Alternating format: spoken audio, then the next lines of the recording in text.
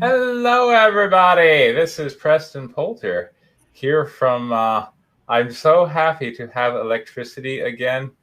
Last night, I'm in Dallas, which has been, in the particular area I'm in, has been suffering rolling blackouts, and so a lot of times yesterday and on Monday I was simply without electricity.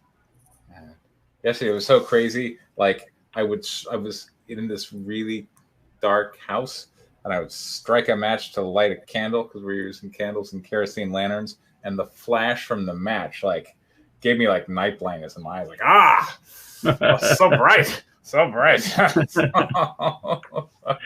Come back to the light now. Yeah, but here we are, joined once again by Danny, Larry, and John. Hello, Danny. Howdy. Hello. Did you at least have a gas stove or? Oh yeah, we had gas stove, we had gas oven, and mom's like a kind of a. She always has an eye towards the practical, and she had this gas oven for a long time, and it just broke, and so we got a new one, and the new one though is a gas stove with an electronic interface, and including an electronic starter. So if you lose power, your gas stove is no longer useful, which is a bit of a design flaw, in my opinion. So, Did the stovetop work? Yeah, the stovetop worked. So we had stovetop. I was toasting a bagel by putting it in a little skillet there on the stovetop, skillet and peanut butter. At least you had the ability to cook, because whenever I've lost power, I have electric stoves. So you don't want electric stoves? Well, that's what we have up here. So gas isn't quite as plentiful. It's here. It's just not quite as widespread. Yeah. Okay. Florida needs to really work on its gas. As well. We have very few gas stoves and all of that. It's pretty bad. It's also and we have hurricanes. It's which can knock out power for months, and they still stupidly don't give us gas stoves. That's what happened to us. And I saw a pretty cool product on television. It's a generator that can power your house using your natural gas. Ooh, so if your electricity turns off, the generator kicks on using the natural gas from your gas line to power the home. I'm like, that's snazzy. I gotta get one of those. Yeah, like that. This is a product I wouldn't have had any interest in a week ago, but now I'm like, natural gas powered. You say? That sounds quite Remember good. how I told you should get some portable battery chargers? Well, I have 4 of them now. I had no interest in those before. So. Hello, Steve. I want to say hello to our one viewer. How are you doing today? Hopefully you had electricity. I know. It's all right. It's okay. We're going to go through some pages. Here we are. We have at least one viewer. We have at least one viewer. Links at least. Oh, wait. We have 3 viewers now. Links. Okay. Are 2 of them testify? Probably. Share screen, application window. I got canceled out of somebody's Discord, but I don't know what it was for. So now, whenever that happens, I always got to go. I wonder what it was. I wish they would have told me. Oh wow, but that happened, and then the power went out. It's been a really strange couple of days. All right, so here we are, Lords of Iron. So they were doing the simulation thing, and you guys know how the simulation thing went. We don't really need to go through the simulation thing. Here's the end. That was what we talked about the most the last time. That was what we talked about the most. So I didn't really change that at all. But based on notes, I added this page here. I forget who it was who said I think it was Danny who said we need to see more reaction. So here we are. Larry, you can narrate, and then Danny can be Lilia, and John can be Katya, and I will be Sergey. I will get off of Twitter anyway. All right. So here we are on page 15, panel 1. Back in the real world, the framework and pilot chair holding Lilia extend from the mecha as she disconnects her data feed from her helmet. Yeah. Panel 2. Sergei, Katya, and Lilia stand together and discuss. That was rough. They are programmed tougher in the beginning. We've been out of action, and now we've gotten soft. Panel 3. Lilia gives into her anxiety, which drives Sergei to anger. Let's face it, an out-of-shape unit up against the enemy's new weapons? We're hours away from being a training vid for the rest of the Corps. Stop it, Lilia. This helps no one. We are warriors. We will do our best, and we will not fill our heads with doubt. Yeah. Panel 4. Katya seeks to restore calmness to the other two. Let us not give in to worry, for he created the heavens and earth in truth and formed you and perfected your forms, and to him is the final decision. God or no, let's get our heads in the game. We're back at it in 15 minutes, or 10 minutes. Panel 5. The Earth space cruiser Victory moves through space against a backdrop of Earth and the Moon. Caption: Earth Defense Fleet, or EDF, flagship Victory. All right. Who wants to be? I'll be Fairbanks. Danny can be Hood, and John can be Baronoff. Yes. All right. Panel 1. Admiral Hood sits on the bridge of the Victory. A steel plate sits on top of the right half of the Admiral's face and provides electronic eye that replaces an old war wound. Cybernetics has similarly replaced his left arm with one made of stainless steel. A bridge crew works at their stations on the bridge. Lieutenant Fairbanks, his fair-haired communications officer, notices an incoming transmission on his display. Incoming communication from Alpha Knight Baronov. Put it through. Seated at his desk, Baronov issues an order.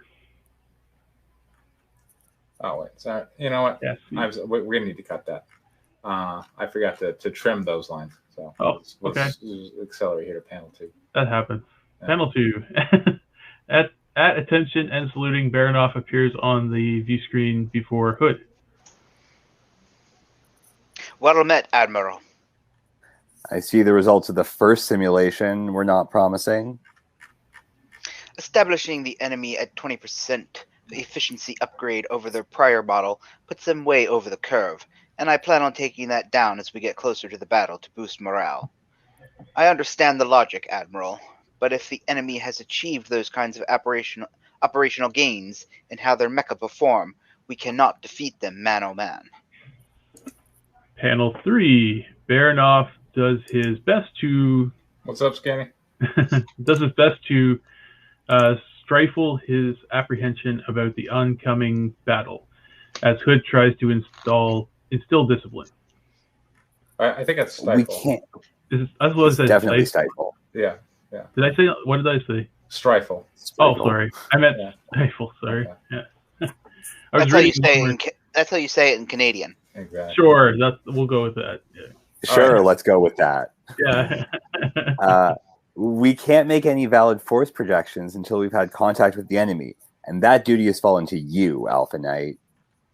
We could commit the Reserve Legion and entire this fight with 2-to-1 odds. It should be enter. Okay. That's how you say enter in Texan. That's exactly. Get the same intel with less loss of life. If we send more force, they would have responded in kind. A stand-up fight is all we're going to get. I see your point, sir. Okay, then we're on to panel 4. Planet Venus viewed from space. On the far side of Venus, an artificial hemisphere reflects light onto the darker side, which illuminates it with the intensity of a second, less intense sun. Large, puffy white clouds hang in the skies over the snow-covered alien landscape washed by blue oceans. This marks the first act of aggression from Venus since the Treaty of Deimos. There's no telling what they might do if this probing attack succeeds. Panel 5, Trinity genetically modified all flora and fauna beyond their ancestral earth-dwelling forebears. Amidst a snow-covered pine cedar forest, a small, furry fox-like creature moves through the leaves. We have a plan for Trinity's follow-up. Yeah, we're on to page 17. Panel 1. A large boar-like predator runs out of the undergrowth towards the small furry creature. Roar. John, you can be Lucifer. Our first Bioroid detachment should encounter the enemy in the next 5 hours.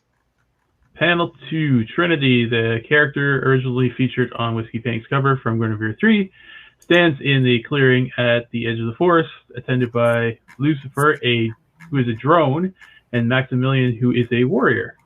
The warriors appear as towering black giants of solid muscle with menacing biomechanical implants extending from their forearms. Far more diminutive than the warriors, the drones feature a striking beauty of aquiline, androgynous appearance. There we go. The boar-like creature approaches Trinity out of the forest, carrying the corpse of the fox-like creature in its mouth. Letter or note, Trinity speaks with one of 3 different voices. Guinevere, Viviac, or Eric. Each should have different styles. Earth's diplomatic channels are condemning the aggression. Here, I'll Yes. Good. Oh, okay. No, you can do Trinity. I did it last time, so Right, like go whatever. for it. I'm gonna use the same voice for all of them, though. Okay. All right. Yes. All right. Good boy. Panel 3. The Trinity's sexy calves and sandaled feet. The boar-like beast drops the kill at his master's feet. You see how he is, Lucifer? Panel 4. Lucifer gentrifacts to his queen. Indeed I do, Your Highness. And Panel 5. Leaving the forest, Trinity leads Lucifer and Maximilian towards a nearby driverless enclosed hover car parked along a stream. In the distance lies a sci-fi cityscape covered in snow. Our perfect planned society constructed from a hell no human could imagine taming. Page 18, panel 1. Lucifer assists Trinity as she steps into the car. Maximilian keeps a respectful distance. Once our bioroids demolish the defending force with ease, all that will be left to negotiate control of the solar system will be the diplomacy. That is a sentence. Of course, my queen. Panel 2. Snow falls from the cold gray sky as they fly through the air towards the distance. Commanding spires standing tall amongst the Art Deco metropolis. Trinity lectures Lucifer and Maximilian as they ride in the car's cozy cabin. Every time I am forced to look at you, Lucifer, I feel shame at how imperfect a creature I have created. Apologies, Your Highness. I maintain that the drones fulfill their purpose, but admit that their design could all be improved upon. Sorry, I'm waiting for... Here we go. Okay. Panel 3. Closer to the spire, details show it to be a royal palace. I think that's what you meant. Yeah, it should be a palace. Yeah, okay. A car lands on the landing pad high above the ground. Inside the car, her lectures... Is that how you spell car in Texas? Yeah. Car means care. Yeah. Okay. Her lecture to her servants continues. That should just be her lecture continues. I don't think you need to her servants. Yeah. You're right. Her lecture. Probably right. Yeah. Yeah, there could be there we go. Palace, there we go. Palace. There. I got it open. I'm making notes. Oh, that's a good idea. Cheating. Yes. We've done a hell of a job here on Venus. Yeah. Panel 4. Maximilian and Lucifer follow Trinity as she enters a high-tech headquarters through self-opening doors leading from the pad. Catrix, the hive mind cyborg who possess a complete knowledge and an autonomy or anatomy.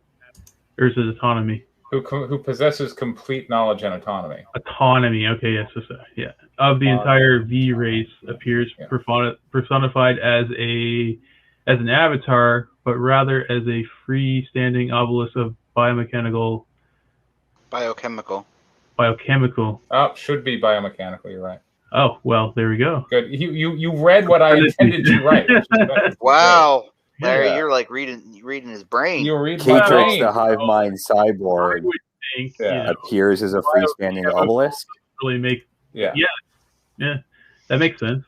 Sure, it's Space Odyssey. Yes, it's Space Odyssey meets Geiger. Sure. Catrix speaks with a cold mechanical lettering. Wouldn't you say, Catrix? Most definitely, Your Highness. We transformed this world from hostile to paradise in under 2 centuries. Think what can be accomplished with the greater resources of the belt. That's pretty good. Panel 5. Trinity sits upon a biomechanical throne. Now that's Geiger. Yeah. Yeah. There we go. Wait for the line. Let's go. Oh, sorry. Scrolling. We must push our kind out from this solar system and into the galaxy. The conquest of the belt being but the first step. There we go. All right. Page 19, panel 1. Trinity sits on her throne. Her razor-sharp antennae seem to stab the air. Before her lay a map of the solar system, complete with a scattered belt of many small asteroids. A hologram projector beside her throne shows a BT-100 bioroid. Lucifer stands in attendance below her throne and looks up at her with admiration. Lucifer, display the AV feed from the transport. I want to watch this battle unfold. At once, Your Highness. A fully integrated cyborg, war machine. The humans don't stand a chance. Ooh. Page 20, panel 1. Baronoff stands as a mechanite giving a pep talk to his legion immediately before launch out of the bay, in which he stands with the rest of the crew. All right, warriors. This time it's for real. You'll either be victorious or dead in the next few minutes. Let's do this right. Panel 2, small headshot panel. A hatch opens into space and Baronoff points the way. Let's go. Panel 3, small headshot. Catch ya. Oh, sorry. That's the line. God is great. Panel 4, small headshot. Hoorah! Panel 5, Lilia and Sergei fly out together looking at the distant targets outlined with red boxes. V-kill target 2. Commence. Page 21, panel 1, her two over-the-shoulder cannons train on the distant target as she flies the opposite direction of Sergei. Okay. Reach target 21 kilometers. Yeah. Okay. Panel 2, inset I guess we M1. should give Preston something to do aside from taking all the notes. Yeah. Well, I was Sergei way back. Yeah, you were way back. Yeah. Sorry, I jumped on your line. That's okay. Her HUD locks on a single approaching target. The crossfire counter shows her in close proximity to Sergei and needing 6s to achieve a firing solution. 6 seconds, Sergei. Let's hold this together. Panel 3, Lilia flies opposite of Sergei, training her guns on a distant target. Incoming streams of bullets target them from the approaching enemy bioroids. Taking fire. Panel 4, Lilia's mecha dances away from the DU rounds as her thrusters take her to safety. I had to veer off, Sergei. Panel 5, Lilia turns back towards the enemy. Returning to course, comrade. Panel 6. On Lilia's HUD, her crossfire meter shows a black mark through her partner's icon. We get a computer voice. That's loss of partner pair detected. Sergey! Oh, we got more. Page 22, panel 1. Lilia looks over to see her partner floating in space, his armor riddled with bullets. Bоже moi. Attention, warriors. Panel 2, the reflection of a BT-100 draws closer on Baronoff's visor. Baronoff's reaction betrays his concern. We're facing heavy losses. Panel 3, the BT-100 fires a single explosive frag missile towards Baronoff. Laying down suppressing fire and falling back to the transport. The missiles dart in, the missile fragments into darts of depleted. Okay, the missile fragments into darts of depleted uranium racing towards Baronoff. I feel like there should be a word there. Nope. Anyway. No, I think it's okay. The missile Yeah, fragment. Oh, okay, yeah, darts okay. I'm seeing of it now. depleted uranium racing towards Baronoff. Got it. Who says, "Oh wow"? Okay. Like, 23. oh wow. Yeah. Look, like We had Lolita the this highly succubus. disputed Like Lolita the succubus. Oh wow, dude. You know, he was his last moments. He was possessed by Lolita and was like, "Oh wow!" And then, Oh wow. Yeah. That totally lands for me. There you go. Page 23. Panel 1. Darts of depleted uranium fly through Baronoff's suit. Blood flies as one penetrates his visor and face. Well, that's nasty. Panel 2. Lilia's battle suit takes a hold of the shattered remains of Sergei's and prepares to tow her dead companion back to the ship. FP27. Request permission to signal surrender on open channel. Panel 3. Lilia flies towards the transport, dragging the hulking remains of Sergei behind her left hand. FP27 concurs. Surrender message commencing. Attention all combatants. Under Article 2 of the Treaty of Deimos, all combatants are ordered to cease engagement and allow for orderly surrender and retreat of defending force. Panel 4. With Sergei in tow, Lilia's pod approaches the Yak-3 transport, whose rear hatch hangs open for the warriors to return. Delta Knight Danovich reporting. Surrender signal has been issued. All units respond with status and location. Panel 5. Lilia looks out into the field of distant stars. A few asteroids dot the horizon. Did anyone else survive? All right, then that's Okay. there we go. All right. So That was way better. Yeah. was Oh, it? yeah. You like that? Oh, okay. I cool. really Yeah, cared definitely. I cared a lot about those people compared to last time, especially. Okay, Tightening yeah. it up, which is good. there we go. Yeah. And even Trinity made more sense to me this time. Okay, good. I made it better. All right, awesome. Great. Yeah, no, I liked it. Would have been nice to hear more of the guy who's about to die before he dies, like over the radio or whatever, when there's all that Baronoff? Lilia. Yeah. Oh, you mean Sergei? Yes, Sergei. There's like an entire page of Lilia sort of talking at him, Yeah, but no responses. right. And if we're about to kill him, like let's double down on that pathos, I think. Okay. Because like if we wanted to hit when he dies, we have to Right. find a way to make the audience care more, make him charming or someone struggling or someone you can get behind. Right. Was really but yeah, the plot was fairly clear. I think the Venus stuff was still it's maybe 10% away from being really clear what the plan is. But Mhm. you gave Trinity a good bit of villain speech, which I love. I mean, last week we read one of my stories where my hero gives villain speeches. Like, come on, love a good villain speech. Of course. And that really helped you. Okay, there's a sinister plan going on, and everyone's position in the action that's about to happen was appropriately foreshadowed. So, good stuff. Thanks. What do you think, Larry? Well, yeah, I like the pacing a lot better. It was a little tighter story. The extra stuff with the training kind of filters back into the battle itself. But yeah, I don't know. can't really think of anything else to add to that. I think Danny covered it pretty good. So, yeah. Sorry, Larry. That's okay. What do you think, John? I liked it. I kind of agree with Larry and Danny on definitely better on the emotional impact, relationship to the characters.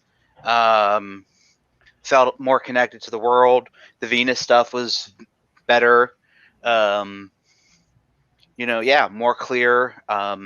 Didn't really have anything bad to say. I mean, besides your grammatical and spelling and stuff. I need a final polish over that, but I mean, but yeah, I think everybody has those. Yeah. So, yeah. I mean, I think that I can wait like a couple of months on because the pencils are going to come back with layouts and all this other stuff before I finally have to look at lettering and whatnot and go through and go, oh no, this shouldn't be that. It should be something else. But no, I think you're there. I think you got something here. Yeah, I feel like it's a solid first issue, and I mean, it might sell, it might not sell. It depends on if people like Mecha or me or what other jazz. But anything you guys can think of to make it better before I hand it off. So one thing that was a little bit jarring was sort of on Venus. You got this like Crystal Spires type Art Deco universe, right? And then an H.R. Geiger throne room. We don't like that.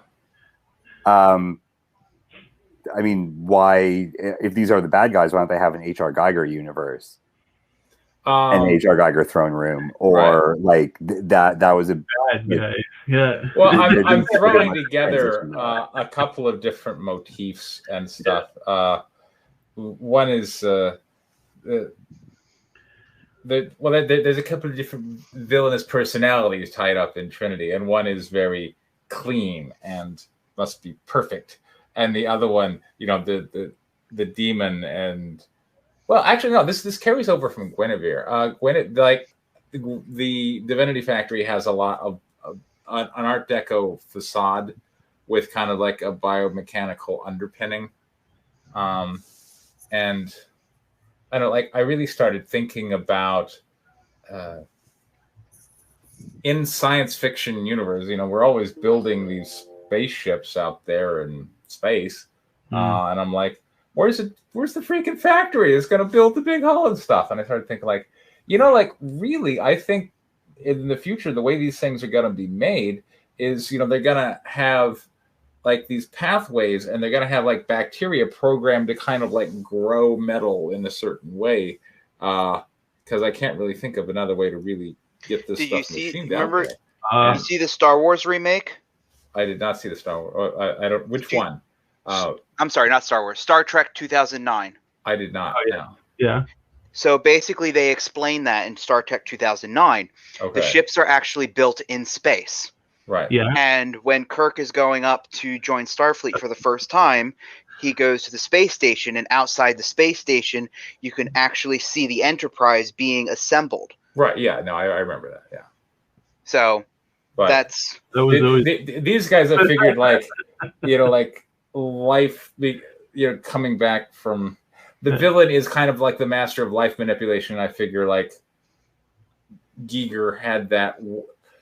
I feel like he was like the pioneer of life and machine kind of meeting. I mean, outside of like the obvious cyborg elements, but any kind of like a different aesthetics. One of them, yeah. And so yeah, I'm looking at those two aesthetics, and I guess I can't quite decide. How's that?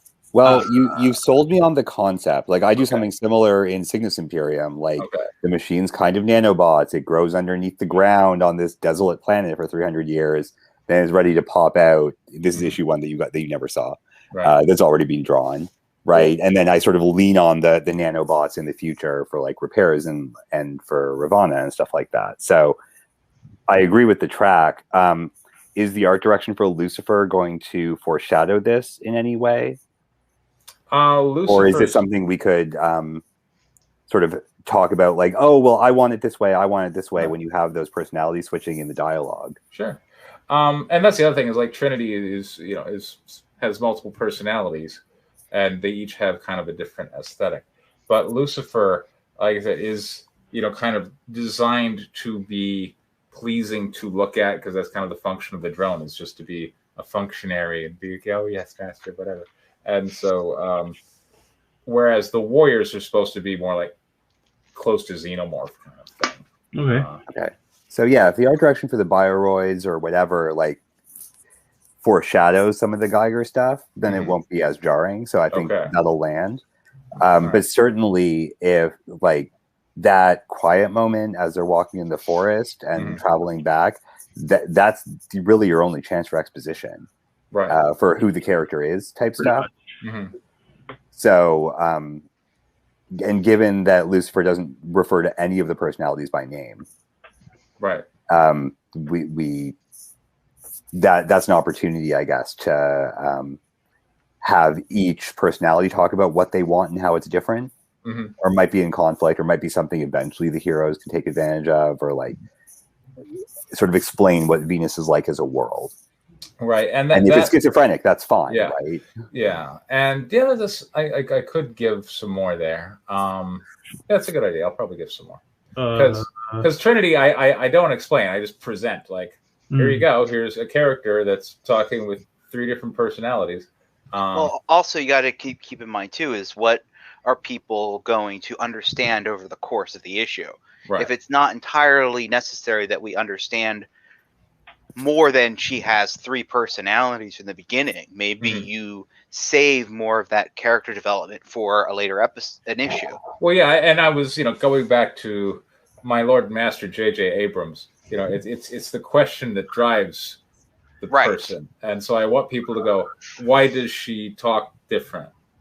Right. And if I just tell them, then you want them to be wondering that, so they want to get issue 2 to find out, well, why is Trinity like this? Or, Something that occurs to me, actually, if you really want to go J.J. Abrams on it. Okay, here we go. Lens flare? No, there's that. Lens flare in space! Also, her name is Trinity. There's the 3, there's going to be a triplet motif of some sort in the art to make this work, right? So why do we have to show all 3 of her personalities now instead of just 2? And then what's the 3rd one can be a good question, and you can A, save that answer, and B, make that answer really, really weird at the time that you need it. Like, you don't need to lay all the cards on the table there. You can hold, as it were, pocket. There you go. Pocket jacks, and sort of like let that be a mystery or another personality, or even if it's sympathetic to the protagonist, ultimately that could be a resolution to the ultimate story that's in character that you've already foreshadowed with the name Trinity and only 2 people talking. And you've got like I built something cool, that works. You've got I have a villainous scheme, that works. So so I'm assuming the I brought a villainous scheme personality is also the H.R. Geiger personality. Right. The I built something cool personality is either the Art Deco stuff or the life on the planet. This is all from inference, of course. But the 3rd one was just really unclear to me, like what they were all about anyways. Well, the 3rd one only had 1 line. Yeah, so there wasn't a lot of that character. Yeah. It's kind of he kind of did exactly what you're suggesting, but still dropped it in there.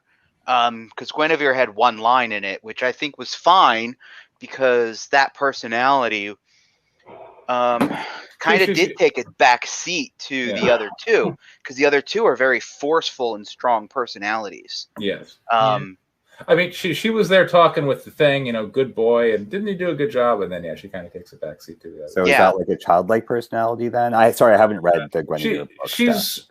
She's a. So Trinity was a concept that Preston developed for his other series, which didn't have a very positive reaction in the writer's stream. So I'm recycling an old concept. He's recycling the old concept. But I think it'll work, especially in this context. People just didn't want to see Guinevere die. That's all. Yeah. Guinevere is my protagonist, and in Guinevere in the Divinity Factory, and she is She's a damaged Oklahoma stripper who learned how to do magic. I mean, I should probably read that. You sold me. Okay. I know you got a campaign ending soon. We have 24 hours left on our Kickstarter. Link in the I'm waiting for money from the Myth Butcher to arrive from my Kickstarter, so I can then go spend it on printing and possibly your project. I understand. Well, I'm going to do another campaign for Gwen. I break it up into two. Yeah.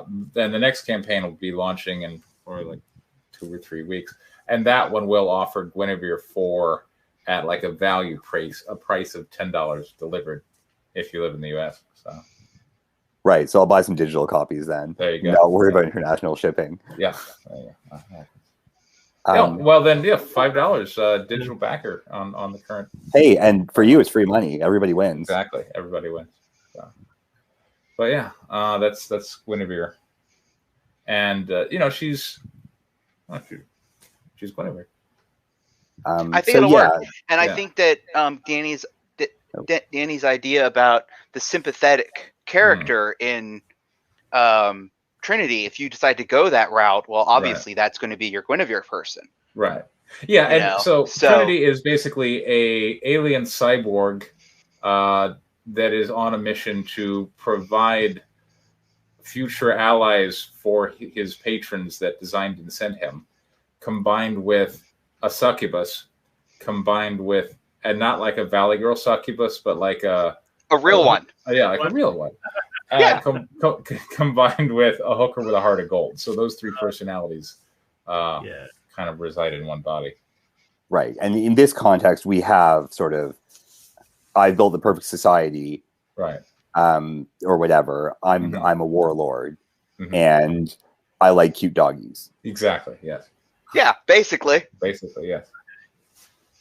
Well, if you go back and listen to the first part of the stream, I've been without power for a couple of days, and if I suddenly drop out, well, you know what happened. Okay. But yeah, awesome. Okay, thanks. So I think that'll be good. Let's see. Okay, we got. Somebody in there.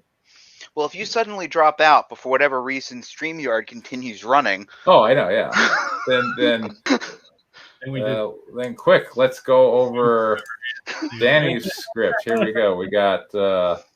We get the stream taken down. No, I'm just kidding. Oh wow. Okay, this is. Why don't you tell us about this one? This is Reckless Child Endangerment, which is a working title. I like it. It's a comedy set in like a Mad Max D&D world. Oh wait, Cyber World. That's not me. Oh, okay, you're right. It's fine. This is who is this? I don't know who Cyber World is. Hold on. That might be Mulby. Cyber World. Oh wait, that's the Mario. Oh, okay. Hold on. I think. All right. Comic script. This is. Let me read it. Mine was entitled "Reckless Child Endangerment." Yeah. Part of a desired. Okay, so we'll get to him in a minute. You're here, so let's read your stuff since you're here. Reckless Child Endangerment. There we go. Yeah. So Reckless Child Endangerment. This is sort of a working title. Okay. Issue 1, like the script is pretty much in the can, but I've only just started writing issue 2. So that's something I'm hoping to workshop with you guys in the future.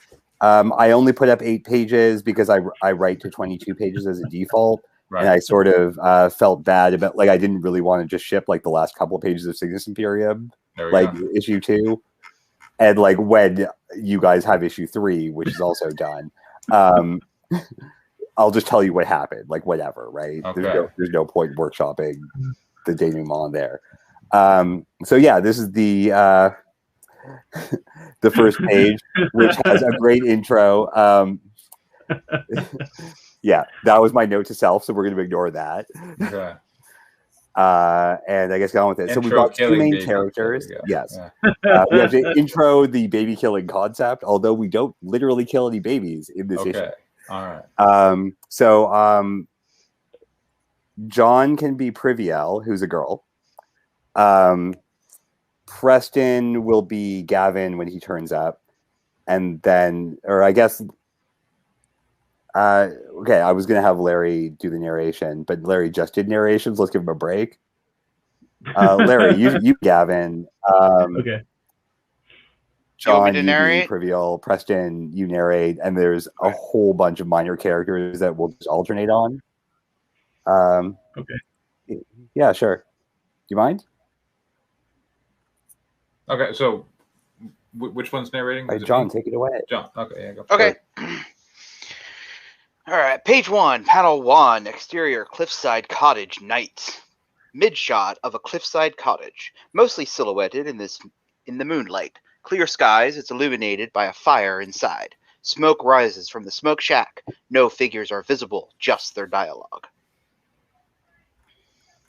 Caption, 2 weeks ago. Which character am I?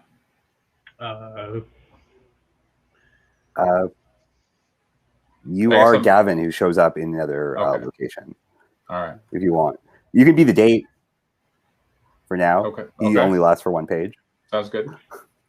Who's trivial? It's Larry. Okay. More wine. Yeah, Larry's getting a real break here. Sure. Hey, check this out. Wow, nice booty. You really defeated the cult of Dazzle the Child Eater. Or no, you really defeated the cult of Dazzle the Child Eater. Panel 2, similar shot. Pull tighter. Yeah, they assembled for their rituals at the same location at the same time every week. I had the element of surprise. Gods are so predictable. Thursday at dawn or no rain for your crops kind of thing. Yeah, I felt bad for them. So mostly I destroyed their altar and liberated their treasure. What's up with the basket? I had to carry it all out in something. They haven't come after you? Not yet. No idea why not. I'm going to interject here because this is a comic book. You keep saying pull closer. I would just do this as a splash page and have the dialogue over top. You can't really... Similar shot, even closer now. It kind of loses me on a comic, but that's just me. Panel 3, similar shot, even closer now. So what do you think of my booty? Come here, beautiful, and let me show you. Sound effects, baby crying. What the fuck was that? Baby killing. Page 2, panel 1, exterior Braddock Harbor, morning. Big. A large trading ship is sailing into the Braddock Harbor, flying color 4 flags. In the distance, we see the Citadel, with its color 4 flags and pennants. The strong walls. Is this an inside joke about Canadian spelling? I don't know. Yes. It's colorful. Bustle of a busy day about to start. Because you guys were cheap and took the U out doesn't mean anything. I know, right? Listen, Webster was an asshole and he really did good for everybody. That's right. Just American efficiency for you. That's Benjamin Extra letters, Franklin. we don't need them. That's Benjamin Franklin, exactly. Near the harbor front, we see gallows featuring the hanged bodies of criminals wearing signs describing their crimes. Pirate, techromancer, plagiarist, clockmaker. Uh-oh. Uh-oh. Ah! All right, John's enjoying this at least. There we go. Boy, Caption, drop cat. but somebody got hung for plagiarism. That is hardcore. You got a problem with that? Making Come on. clocks? I mean, like, clocks? Yep. Yeah, world building. Somebody should call the ACLU. There we go. Caption, even this long after the Battle of Broken Back Mountains, Goblin freehold of Braddock remains a major port. Caption, once every year, the city fills to bursting as visitors gather to travel to Agnolia for the spring market. Merchants come from all across the 5 seas in search of goods, experiences, and profits. Experiences. Oh, yeah. Panel 2, interior Citadel, morning.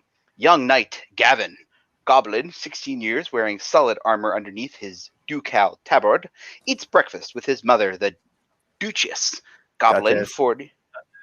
Duchess? Duchess. Yeah, Duchess, yeah. Isn't there a T in Duchess? No. Okay. That would be Arnold Schwarzenegger in Predator's girlfriend, the Duchess. What?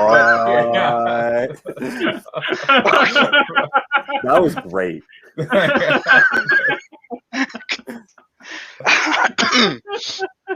The perimeter of the room is lined with servants.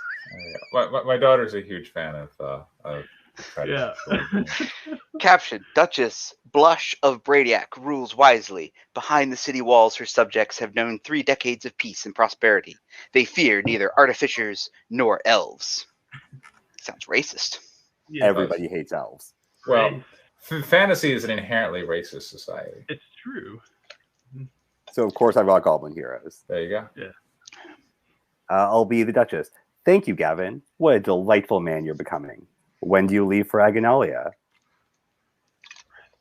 Oh, and who am I? Am I Gavin? You're Gavin. Okay. Soon, I'm so excited. Maybe I'll meet a beautiful princess who'll give me a quest. I can't stop you, but be vigilant. Those gnarling gang bandits keep causing trouble. Yes, Mom. I'll be careful. Good. We wouldn't want to miss your ascension party, would we? I wouldn't mind. All those girls want is a highborn heir to improve their status. I'd rather make something of myself before being responsible for children. If you say so, dear. Do send word if you find something. I worry about you.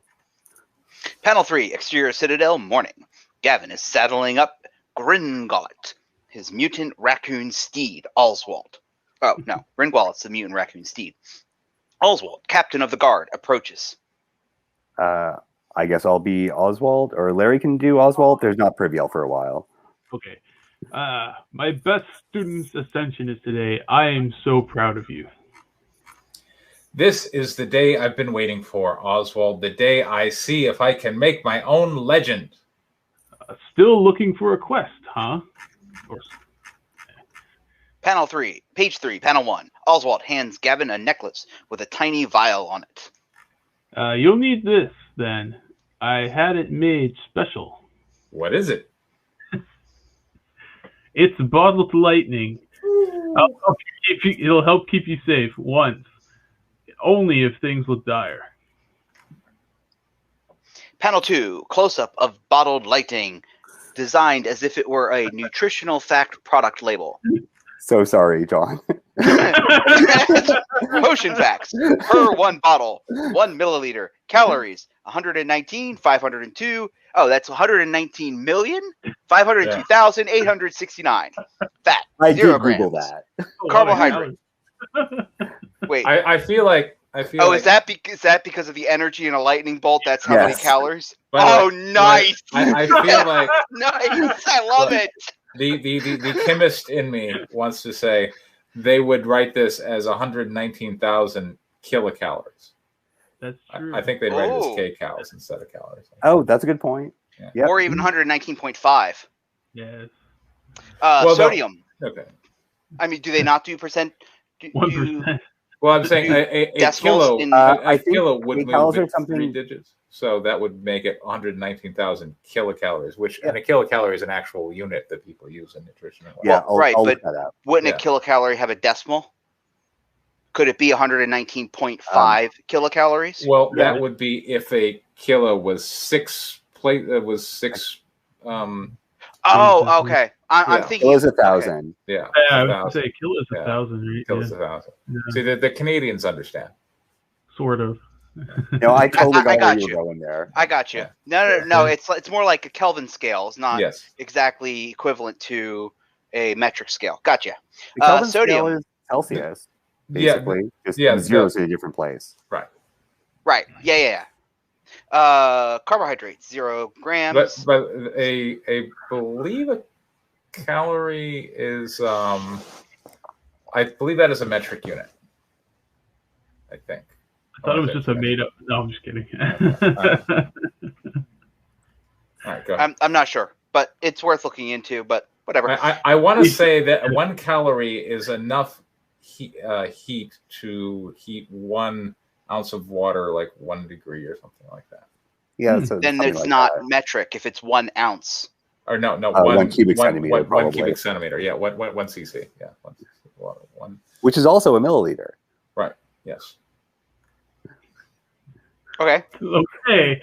Sorry. Mana, 2 milligrams, 1,000,000%.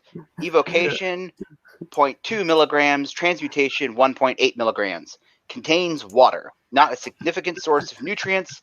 Directions: open and drink immediately or as directed by your alchemist. I love it. Yeah. But there's more. Oh, There's more. Effects There's more. last approximately 1 minute. Do not take more than one time a day.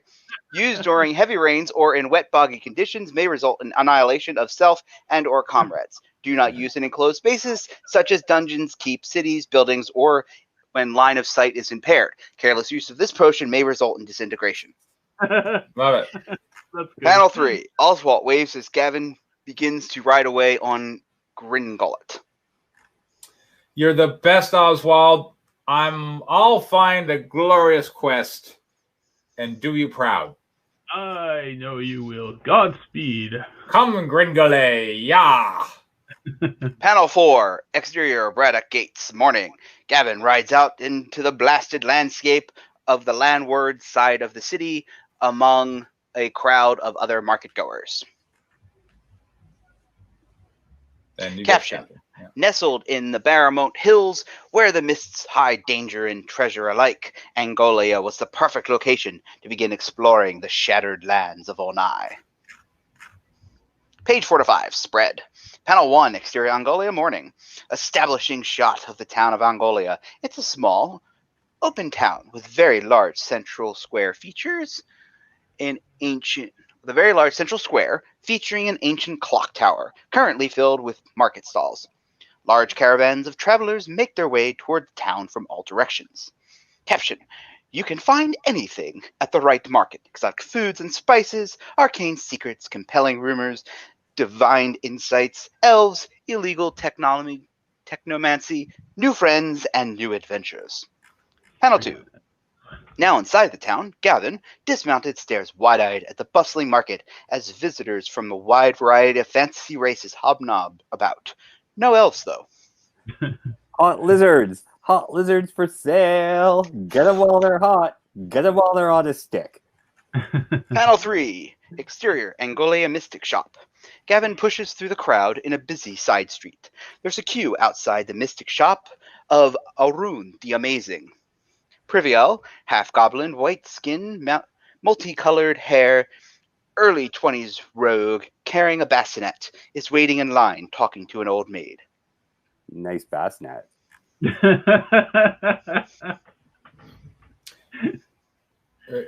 am I? By the way? So Larry is Priviel. Okay. Okay. Oh, you like it? I mean, it looks so sturdy. Sorry, Preston, did I take away your lines? I think I screwed this up. No, sorry. I don't know who I am other than Gavin. Okay, yes, you're still definitely Gavin. Okay. Yeah.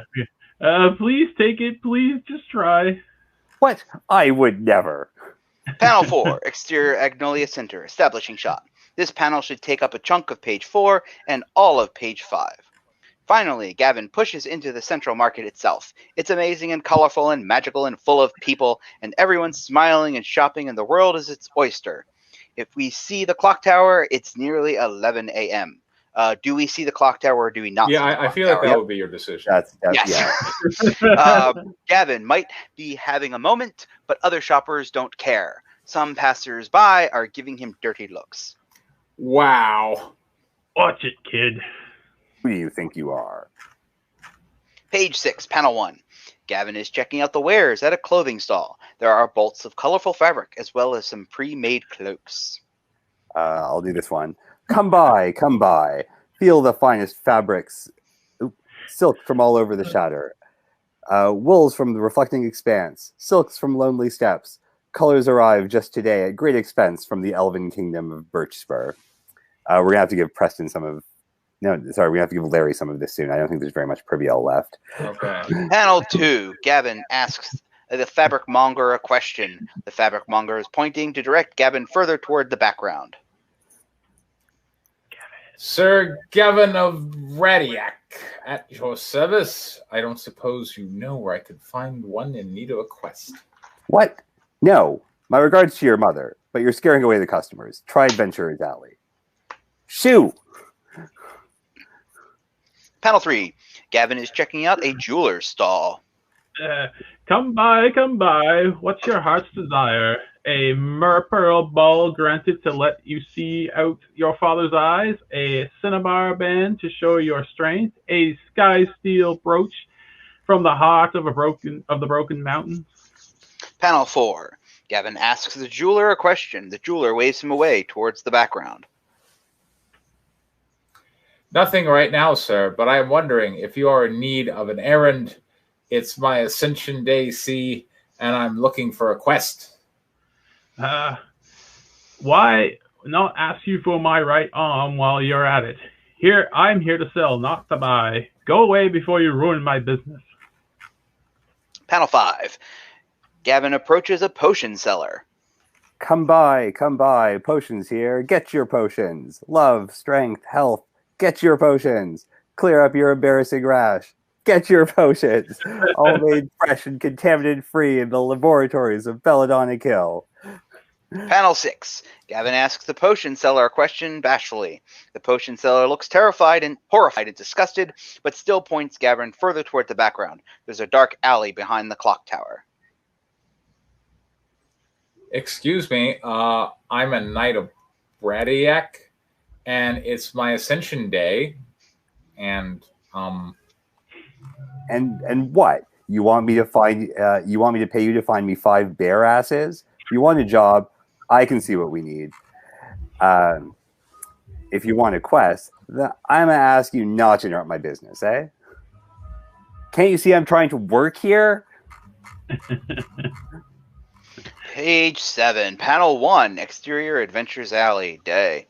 Having been directed further and further away from the main market, Gavin comes to a disused, grungy alley. Adventurers Alley, huh? That must be where people put together adventuring. Oops. Panel I 2. guessed that. The alley is lined with crumbling hovels. This part of the very small town is nearly abandoned. Heaps of rubbish line the corners of the street, which is lined by weary adventurers, some disheveled, some dirty, some world-weary. Nobody wants to hire one of those bums, and they all know it. Gavin is by far the shiniest, most well-kept thing here. Some adventurers are holding signs like homeless people. Parties? Sorry, John. That's okay. Copy. Will quest for food. 4th level fighter and father of 2. Need adventure to feed kids. Will adventure for Al. You're questing beast for LGP for 1 gold piece a day. Not a murder hobo. God bless. You know that there's a YouTube channel called Questing Beast, right? Yes. Okay, Shit. as long as you know. I mean, it's also a creature in the monster manual. Okay, that's what they're not going to come after you for infringement. I just wanted you to know that there's a YouTube channel called Questing Beast. Panel 3. Close up of Gavin's face as he puts on a fake grin and a half-hearted wave. Hi guys, Gavin of Bradiac. Is this where? Panel 4. An old man, mostly toothless, in rusted armor, points Gavin toward an empty spot. Let's give Larry this one. All right. Grab some wall and don't sit on anything sticky. Anyone wants a partner for a quest, they'll be coming here to ask. What aren't we supposed to be out there looking for quests? Ah! And ruin everyone's shopping? Nobody wants reminders of danger on a market day. Oh, okay. Panel 5. Gavin stands awkwardly in the alley, waiting fruitlessly for a quest that won't come. How long does it usually? Panel 6. Gavin's waiting, still standing there. Same shot as panel 5. He whistles.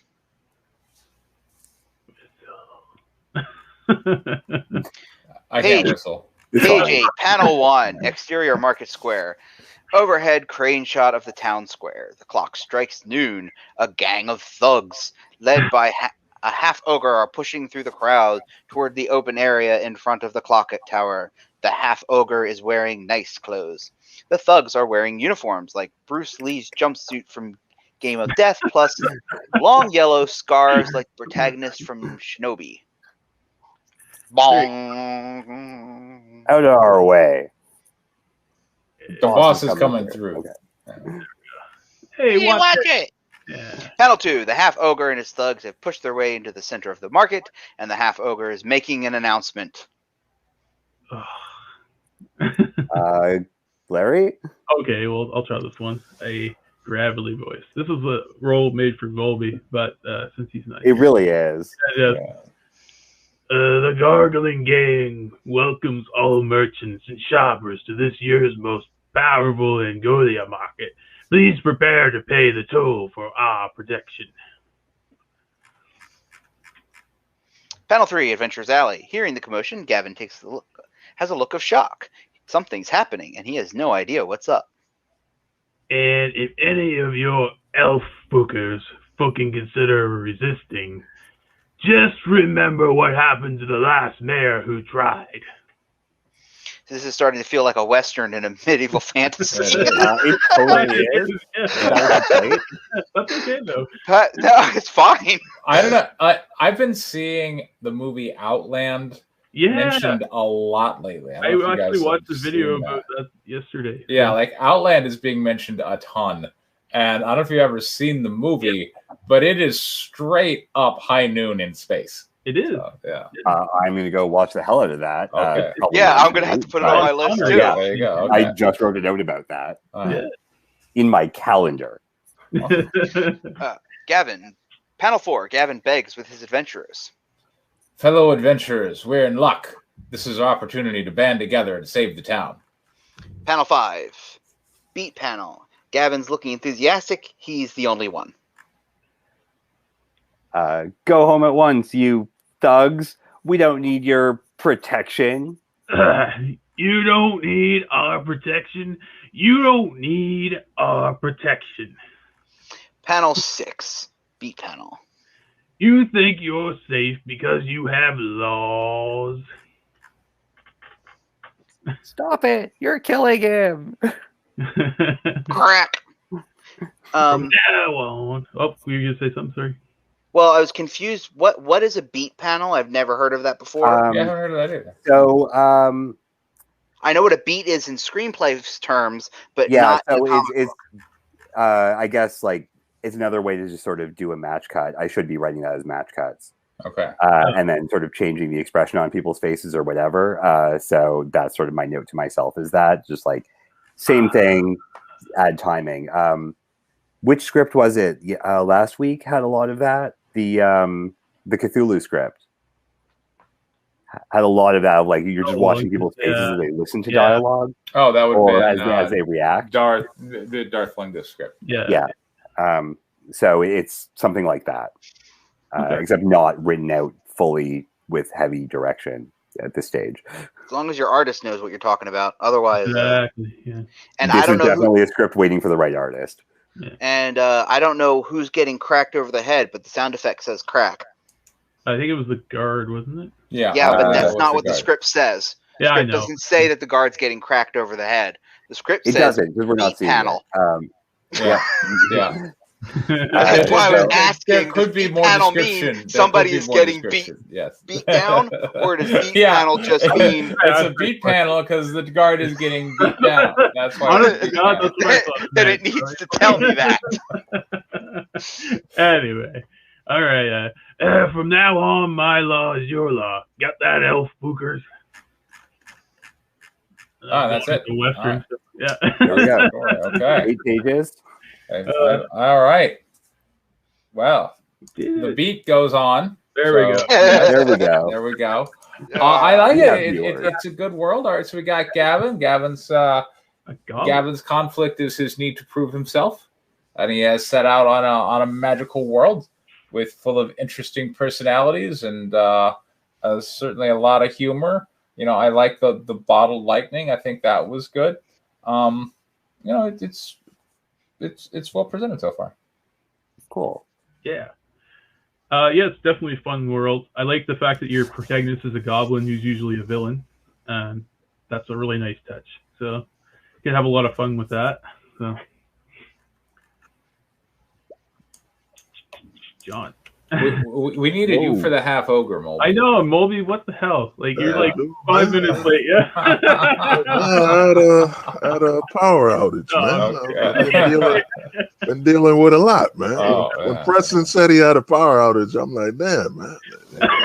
Like I gotta use that excuse. No, it really happened. Sorry, here, only really. Californians can use that excuse. I do. It really happened here. And I had a power outage for like a good 4 or 5 days, man.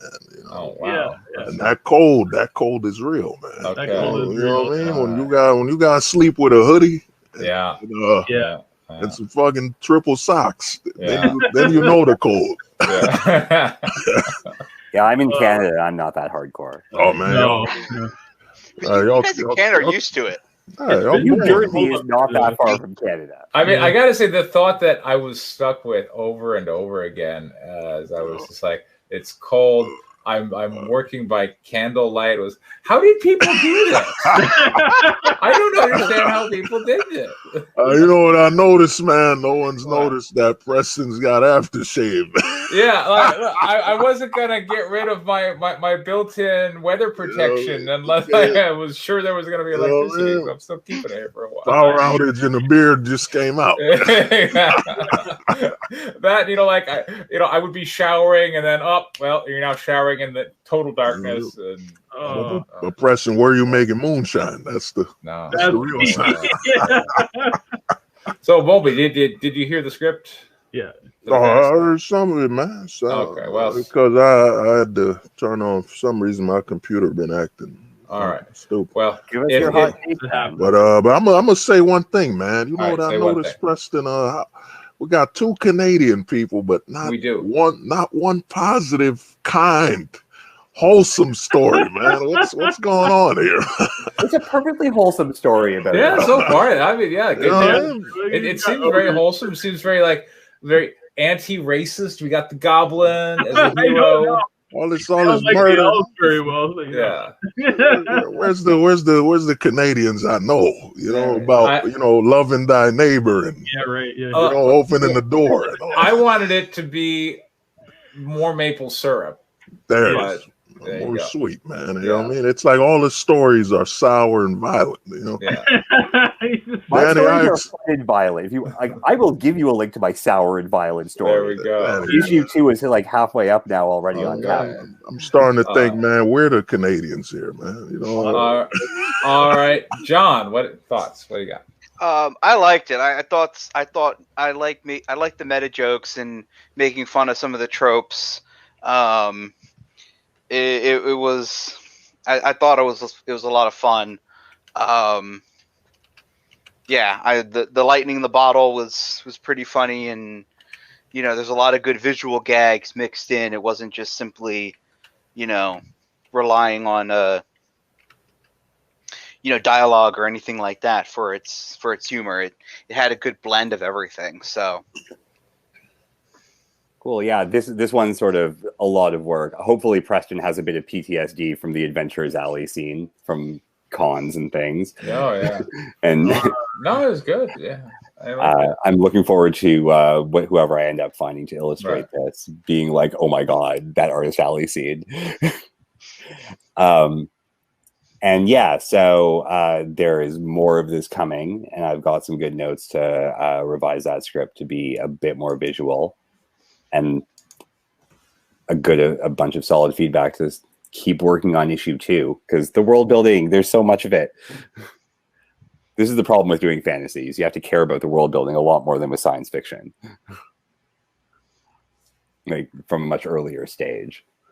Yeah. And it's really, really fun, and also quite a lot of work. It is, yeah. I have a fantasy story too. There's a lot of world building. Yeah. All right. Any constructives? Mine I pretty much said as we were going along. I think some of the panels are a little overwritten. I think you should focus more on single frame images and making sure that when you go from like the opening page, if you're going to add a panel, make sure it's something different. You know, don't just say it's the same panel, same thing but zoomed in.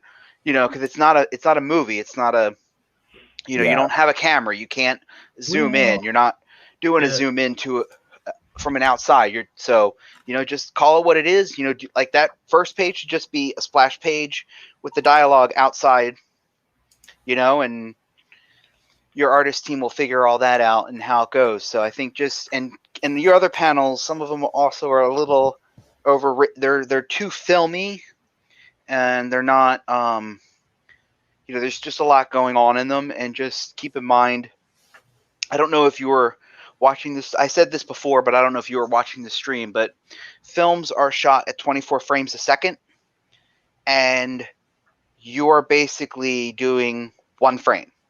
So when you have a scene that might be 30 seconds or 2 minutes, you don't have 24 times 30 or 24 times 120 to tell a story. You have one frame.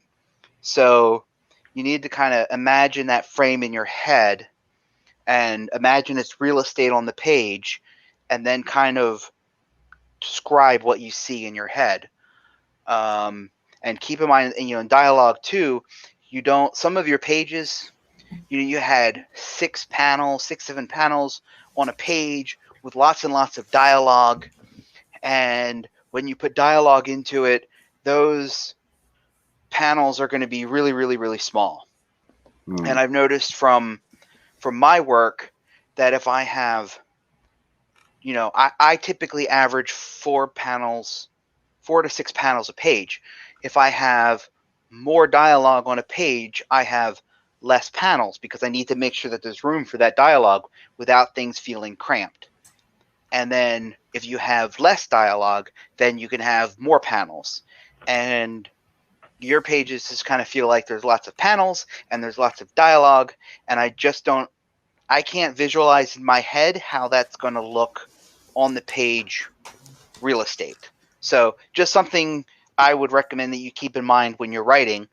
You know, that's one thing I've considered, or I try to do, is that, and you kind of have a good format for this, so this might work, but basically try to keep your comic, and I didn't notice this and I didn't pay too much attention to it, and I probably should have, but see how many pages that your comic pages are taking up.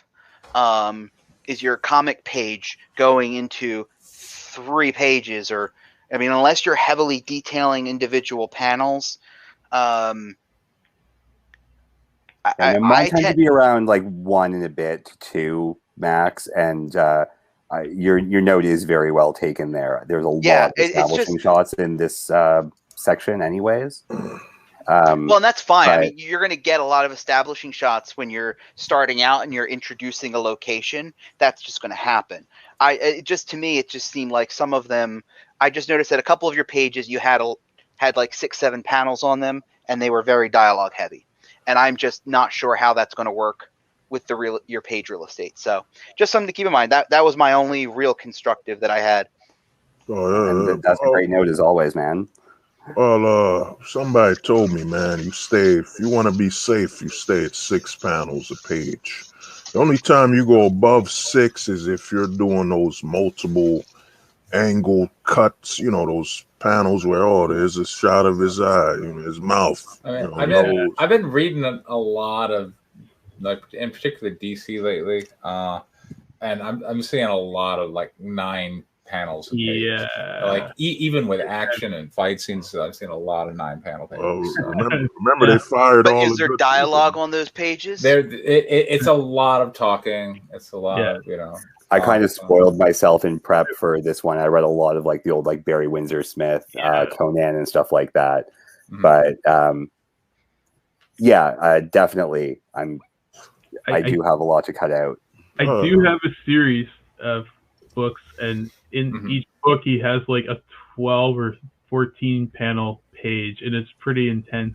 It's all images, but you know, it's pretty crazy when he does this one book that I have. Well, and just keep in mind too that the more detailed your panels are, basically the more work that your artist is going to put into it, and depending on how much you're willing to pay your artist, oh yeah. if you're only paying them, if you're paying them less than $100 a page, they're not going to be doing that kind of detail in each of those panels, especially if you're putting 6 of them on a page. They're going to want to. Yeah, they'll get mad. I mean, the way I look at it is when you're doing like 9 panels a page, like there's just not going to be a lot of detail there. No. And I almost feel like if you have an art team that is not quite really impressive, if you gave them a splash page, then you almost can't tell if you got like 9 panels. If you got 9 panels, you can't. It makes it harder to tell the amateur from the professional artist. In my opinion. There was like, I don't know which DC book it was that was released recently, but they had one page and it was just back and forth between 2 characters. It was the same picture in every page. That's the one. I think that was X-Men. That's the one Twitter went wild about, man. Yeah. Well, I know when I was submitting for the writing contest and I was bringing in Wizard's Daughter, I had that one page that had 9 panels on it. Right. And it was basically a fight scene. But that one page, even written out, was that 9 panels was still one page because it was panel 1, dude punches other dude in chin. That was the description. Panel 2, dude kicks other dude in this, so you can kind of do it. You can get away with it because I wasn't expecting anything to be in that panel besides the actual landing of a punch or the landing of a kick.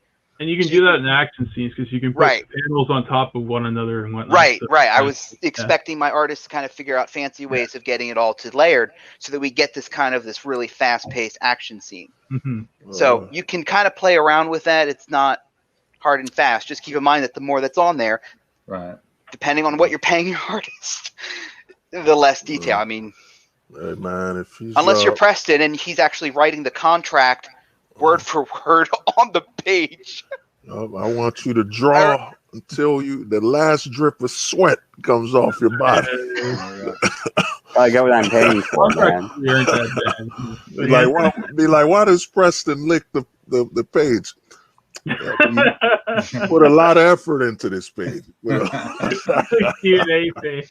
That's this page, but man, you don't. One thing you don't do, man. You don't learn anything from the new DC and Marvel, where you're a multi-billion-dollar company and you're firing people that went to school for editing. They just hire bums off the streets, man. You know what I'm saying? I don't know if they're hiring bums off the streets. I don't know about that. Wasn't that lady? Don't believe the hype. Wasn't that lady? I don't know. I mean, wasn't that lady hired for Ironheart because she said I'm black and she looks like the character. That's what it was. Yeah. I don't know. I didn't really follow Ironheart and all that. I do remember that Richard C. Meyer and a lot of comic theaters going hard on Ironheart. Oh, dude, she said I look like her. Bad. Yeah. Oh, it was bad. They had to teach her how to write, and because they said she fit the agenda. Man, you can't look at the sad to say, man. Well, I'm just saying, like you've been getting some information out of bias filter, which doesn't make it false, but it doesn't make it true. So, but I looked at the book. So, okay. I saw it was bad. Larry said, "Man, I almost brought a rope behind the house." We got a 12-year-old girl who has more scientific knowledge than Tony Stark, and she's operating on a higher level somehow, and she's never had access to any of this equipment before. Yet somehow she can operate and build it.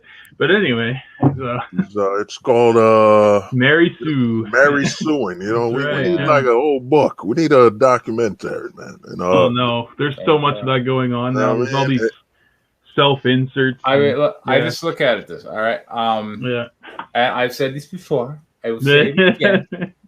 I feel I am in competition. I'm making comics. They're making comics. Sure. And if it turns out they're making bad comics, why am I going to complain? Well, yeah, that's the other thing is you get the critique. You get the people that were complaining the hardest about it. That was the funniest part about it. They go and make their books. Right. And Well, yeah, I mean, yeah. The funny thing is, Richard C. Meyer is the one saying this is poorly written. Yeah, like, oh, okay, Richard. He writes like all right, Richard. really bad books. And like, yeah, hey, man, sir. Richard. Yeah. one of the best writers of the modern era. Hey, yeah. Sir, Knife Hand was God's gift. There you go. Yeah.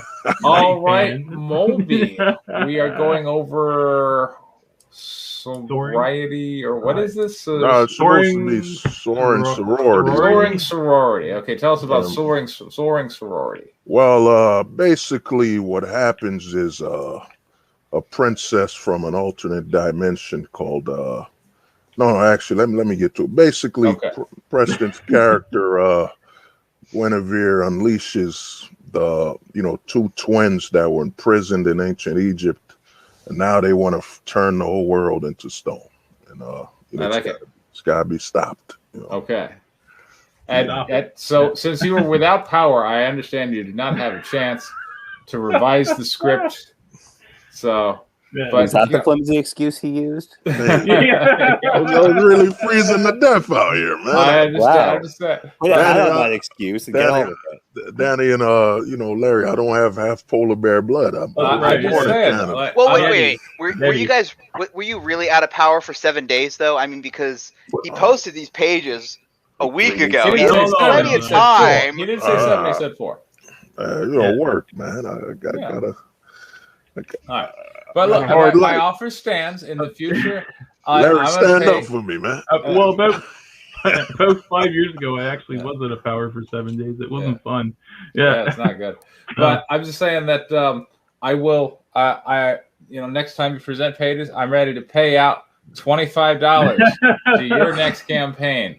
Minus 5 for each use of passive voice and spelling error. So just keep in mind, so you're burning money with all that passive voice stuff. Only $25? No. Well, per script. So here's the thing, though, right? I mean, Preston didn't mention the floor, so if Molby's really good, he can pay Preston to back his campaign. Exactly. Yeah. God damn.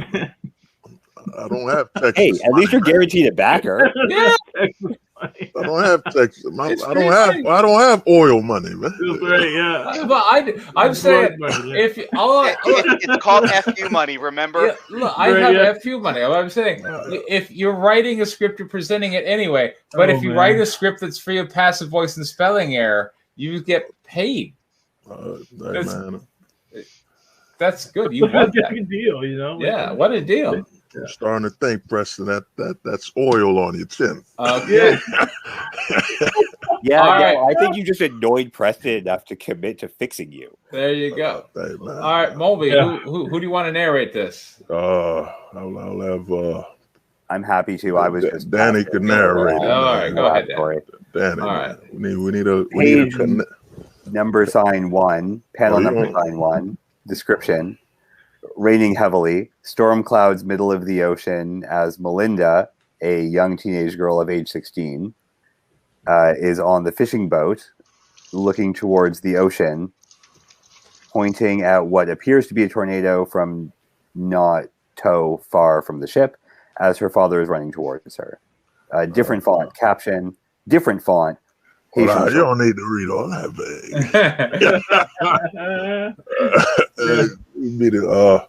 babe. Preston, you be Melinda. Okay. By the way, I believe we don't call them tornadoes if they're over water. Cyclone? Yeah. Water spout.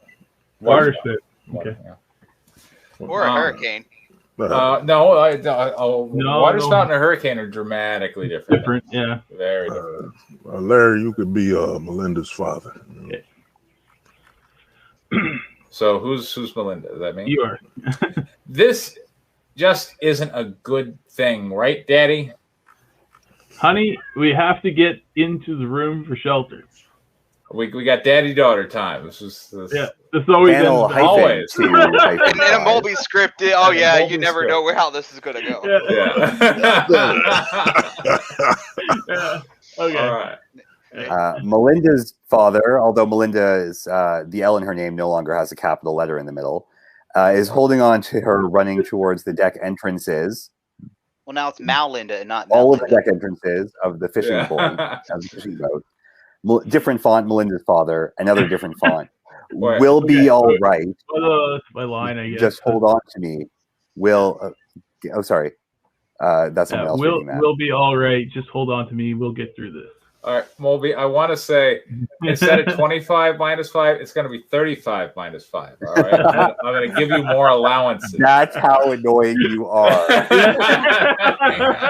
Eventually, it's going to be 50 minus 5. Preston, that's a really safe bet. Yeah. Oh man. Okay. Now you're yeah. No panel title. A tornado is heading straight towards the fishing boat. Lichtening is striking the fishing boa. Is that like sexy dance boa or like a snake boa? The boat is different exploding. font. The boat is exploding to pieces from being stuck by a large amount of lifting. Different font. Numeral 2. Yeah. Different font. Panel. No, sorry, that's the same font. Not bold. Yeah. Panel numeral 1. In the Middle East, a hot, sunny desert day on a high mountain trail. Gatsby, Guinevere, and Abassi are all dressed in proper explorer gear. So backpacks, cargo pants, short shirt that they're all sharing, and boots that they're not sharing. Preston, you would be the Gatsby. I like it. John, you could be the Abassi character, and Larry, you could take the Guinevere. Yeah, Guinevere's like one line there. So, yeah. I'm giving you a break, Larry. No, that's fine. All right. Egypt 1 week later. There we go. Look, Gatsby, you owe me, so keep your mouth like a locked door. I owe you, sir. When was that debt established? Panel numeral 2. Abassi is holding Gatsby by the collar, which is capitalized for some reason, over the edge of the mountain trail as Guinevere looks on with disappointment. Don't you dare act as though you can't recall what you lost. Christ sakes, man, it was over 200 years ago. Gatsby, you don't get over what you lost as long as we... Don't get over what you lost as long as we live. You grow to fester obsessively about it, you disgraceful hooligan. Panel numeral 3. I like it. Yeah, that's Abassi. good. Oh, sorry. It needs more punctuation, though. Yeah, That's right. Yeah. You need periods and commas. That should be Gatsby. You don't get over what you lost as long as you. Period. Period. You don't get over what you lost. Period. As long as we live, you grow to fester obsessively about it. Comma you disgraceful hooligan. There we go. That's good though. One day at a time. Yep. Should be $5 for every lack of punctuation. That's coming. All right. First, I got to get him out of passive draft. I mean, what we need to do eventually is just all band together, bankroll Preston for this, get it up to like 500-600. We're all it'll be like down $5 eventually it's gonna be It's gonna be $500 minus 5 for each passive voice, spelling error, punctuation. And then we're all gonna pay $5. Boba's gonna get he's gonna sell $10 worth of book on his campaign. There you go. And hopefully is writing a hell of a lot better, and everybody wins a lot. And everybody wins. I'm gonna say this, man. It's February. All your donations will help you relieve the sins of your ancestors. Oh man, yeah, I gotta get that. Yeah. Panel numeral 3. Yes. Obviously, Abassi. How do you pronounce that? Abassi. Yeah. Question. Abassi lets go of Gatsby, dropping him off the trail edge. No panel 4. Panel number 5. Gatsby is flying, yelling at Abassi.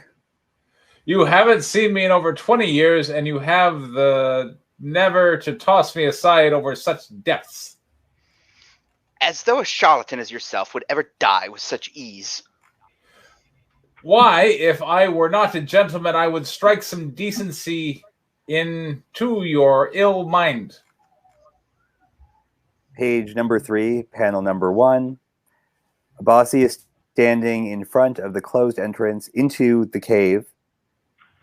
At the top of the mountain, an ancient door with what appears to be a large hand symbol.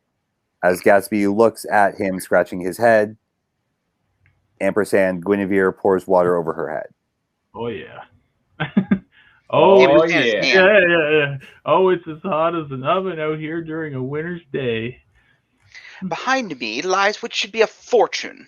It has been said throughout the villages that no one has entered this cave in over 500 lifetimes. Seems like a lock requiring a multi-focus of magic. Panel numeral 2. Abasi is leaning up against a stone door with his hand on the open palm symbol as Gatsby is rubbing his hands and Guinevere is drinking water. Seems though you are still as childish as ever. Seems that you still are as childish as ever. That your wit is still sharp. I don't know what I'm lost on that one. Of course, and by my eye to open this, you're required 2 more, possessing a great understanding and expression of magic. Right on the money, old chap. Correct. Holy man, I'm impressed. How do you do that? Do you just like take a Guinevere book, run it through a blender, then pull out like dialogue? Oh man. I will have lots of good things to say after, actually. Yeah. So, sorry, taking the piss. Panel number 3, Gatsby, Abasi, and Guinevere all have their right hands over one another, standing a few feet away from the stone door, blasting the palm symbol on the stone door with a magic ray of energy. Panel 4, small panel, the stone capital D door is opening by opening vertically. Panel number 5, Abasi. You could just say the stone door opens vertically. Yeah. That's advanced. we got to get him walking first. Yeah. Abasi is walking towards the cave with his hands up on fire, acting as a torch. Gatsby has his arm around Abasi with a smile on his face, and Guinevere is walking beside them. Here I thought you'd gone and lost your mind, living under the scorching sun for over 200 years. Can't honestly say I'm all the way there. Part of mastering magic, I doubt a single one of us would pass the sanity test.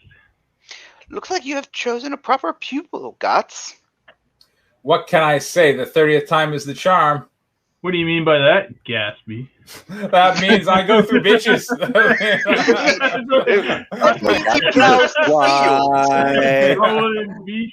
And plows and plows and plows. Yeah. Page number 4, panel number 1. Bats are flying towards the 3. As you can see, statues of Egyptian soldiers leaning up against the walls that are 10 feet tall. Something about this place gives me the chills, old boy.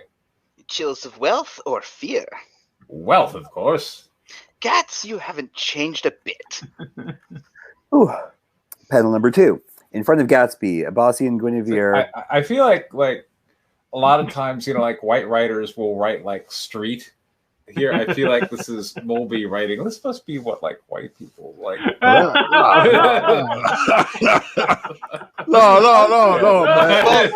No. If you got 2 characters that are that old, yeah, they're I'm saying 1920s. That type, they're gonna still mentally, be kind of there. Yeah. I mean, unless you're me and I'm writing a million-year-old demon. Then she sounds like a valley girl. Like a valley girl. Yeah. I'm still behind million-year-old valley girl demon. That's actually reasonably inspired. And as much as I hate reading it out loud, I am still reading it every week, aren't I? There you go. It lands. Yeah. Danny, we used to have 10 Christians on the Discord, and after hearing what me and John have written, we no longer have religious people on the Discord. I will say Bobby and I have brought this writer stream from a PG-13 up to a NC-17. Right, yeah. All right, are we on Guinevere? Gatsby, Abasi and Guinevere lies. What? In front of Gatsby, Abasi, and Guinevere, comma. No comma, but anyways, there is a 20-foot broken bridge that leads to the other side. Okay. First, the scorching desert, a strange door, and now this. I have a feeling this is a sign of sorts, Gatsby. A sign that this won't be a dull moment. Couldn't best those words if I tried. Panel number 3, Abasi is tossing the fire from his hand as a fireball to light the way. Let there be light, as they say. Light indeed. Panel number 4, Gatsby and Guinevere are watching as Abasi runs on the side of the wall towards the other side with the ball of fire above them, lighting up the entire cave. Running without taking a stretch. Here, I thought you were less of a risk taker these days, pal. Well, your reckless nature, shall I say, has influence. Panel number 5. Gatsby is holding on to Guinevere, flying forwards to avoid the strike of an Egyptian statue striking at them with a spear from behind. One thing I gotta say, you were writing in this kind of 20s-esque dialogue. You should have Gatsby saying "old sport" because that's what Gatsby says. Yeah. Or just like spend a couple days watching all of the Jeeves and Wooster show that Stephen Fry's in, because at least where I'm at, BBC stuff's on YouTube for free. There you go. Yeah, and that's here, like genuine 1920s stuff. Cool. And here I thought they were just here for declaration, darling. Told you, but I'm Gatsby, Mr. Chills of Wealth. You're quite the unthankful woman at times, darling. What do you have to say about that? I'm not laughing. I'm just happy Guinevere has something to say this Thank entire you for ignoring my issue. You're welcome, darling. Hey man, I'm keeping it of the times. Look, I think I gotta say you're evolving as a writer, and you've kind of entered the humorous stage, and it takes a while to work through that. But eventually you get better. Page number 5. Panel number 1 through 6. Gatsby is flying ahead of Abasi, who is still running up against the wall. Looks like your track days are truly behind you, buddy boy. Keep flying and mind yourself. Panel number over the bridge, a group of 9 ancient Egyptian soldier statues are waiting as Gatsby continues to fly towards them. Panel number Gatsby is flying right through the legs of the ancient Egyptian soldier statue that's striking with its sword. Slow and steady wins the race, though never gets the kill. Panel number Abasi is leaping over 3 ancient Egyptian soldier statues. Panel number Gatsby is firing magic energy towards the ceiling of the cave. Panel number spiked stones are falling towards the ground below, along with bats flying towards the ground. There we go. Page 6. Page 6, panel 1. Abasi is leaping from falling spike stone to falling spike stone. As Gatsby is still flying ahead. By spike stone, do you mean stalactites? Yeah, like stalactites, yeah. Okay. Yeah. Now, panel 2, sorry. Okay, so that is The Hobbit. I think that was The Hobbit. Wasn't that its exact scene from The Hobbit? No, not exact. You're thinking of Lord of the Rings or something. But there was one of them. They were in a cave, and Legolas and things were falling from above, and Legolas was hopping up them. And I'm pretty sure it was The Hobbit. I remember it was bad CGI. Movie. That was because that was matter. Yeah, it's a comic book. That was, but anyway, probably the first one. It was Gandalf became Gandalf the White. There we go. It had to get. I don't remember. Page 6. Yes. Panel 1. Abasi leaps from stalactites to stalactites as they fall. Gatsby flies ahead. Panel 2. Spiked stones are falling on the ancient Egyptian soldier statues. Panel 3. Gatsby is flying towards what appears to be a large opening as the ceiling above collapses. Panel 4. The entire ceiling collapses and falls on the ground floor in a massive boom. Panel 5. Abasi is jumping towards the entrance beyond the collapsing walls. Page 7. Panel 1. In what appears to be a room in the cave filled with golden Egyptian treasure, Gatsby is offering Abasi a helping hand, who is on his knees, while Guinevere is placing the treasure into her backpack. Yeah, that read exactly as I think you thought it read. Looks like you could use a helping hand, old friend. I'm sorry. Mulby, he's corpsing. Come on.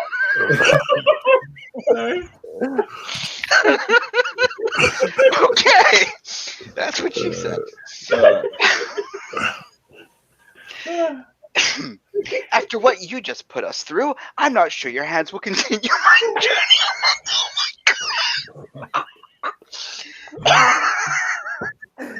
Yeah, it's really hard not to corpse, isn't it? I've seen my share of films, and the last thing death wants is another asshole in afterlife. In the afterlife, there we go. I take it as a well-served backhand compliment.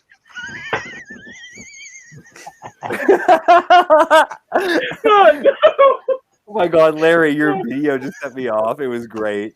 There you go. Sorry. No, this is good. I have not been corpsing, and I feel almost left out. So it goes. Panel 2. Gatsby is helping Abbasi stand as they face the room filled with golden treasure. Worth every near-death moment, right? Well, treasure is always worth the risk, is a motto I live by until otherwise. Panel number 3, Gatsby is looking at the piles of treasure as Abbasi is filling up an inflatable backpack with gold, while Guinevere is walking towards what appears to be a glass door. There has to be something more. As a penciler, I'm going to ask what an inflatable backpack is. Well, you see, magic. They do exist, actually. I saw them. Oh, do they? Okay, cool. Yeah. I'm already a man of great wealth. There has to be something astonishing and worthy of this travel. Gatsby, still such a pricky fellow, even before...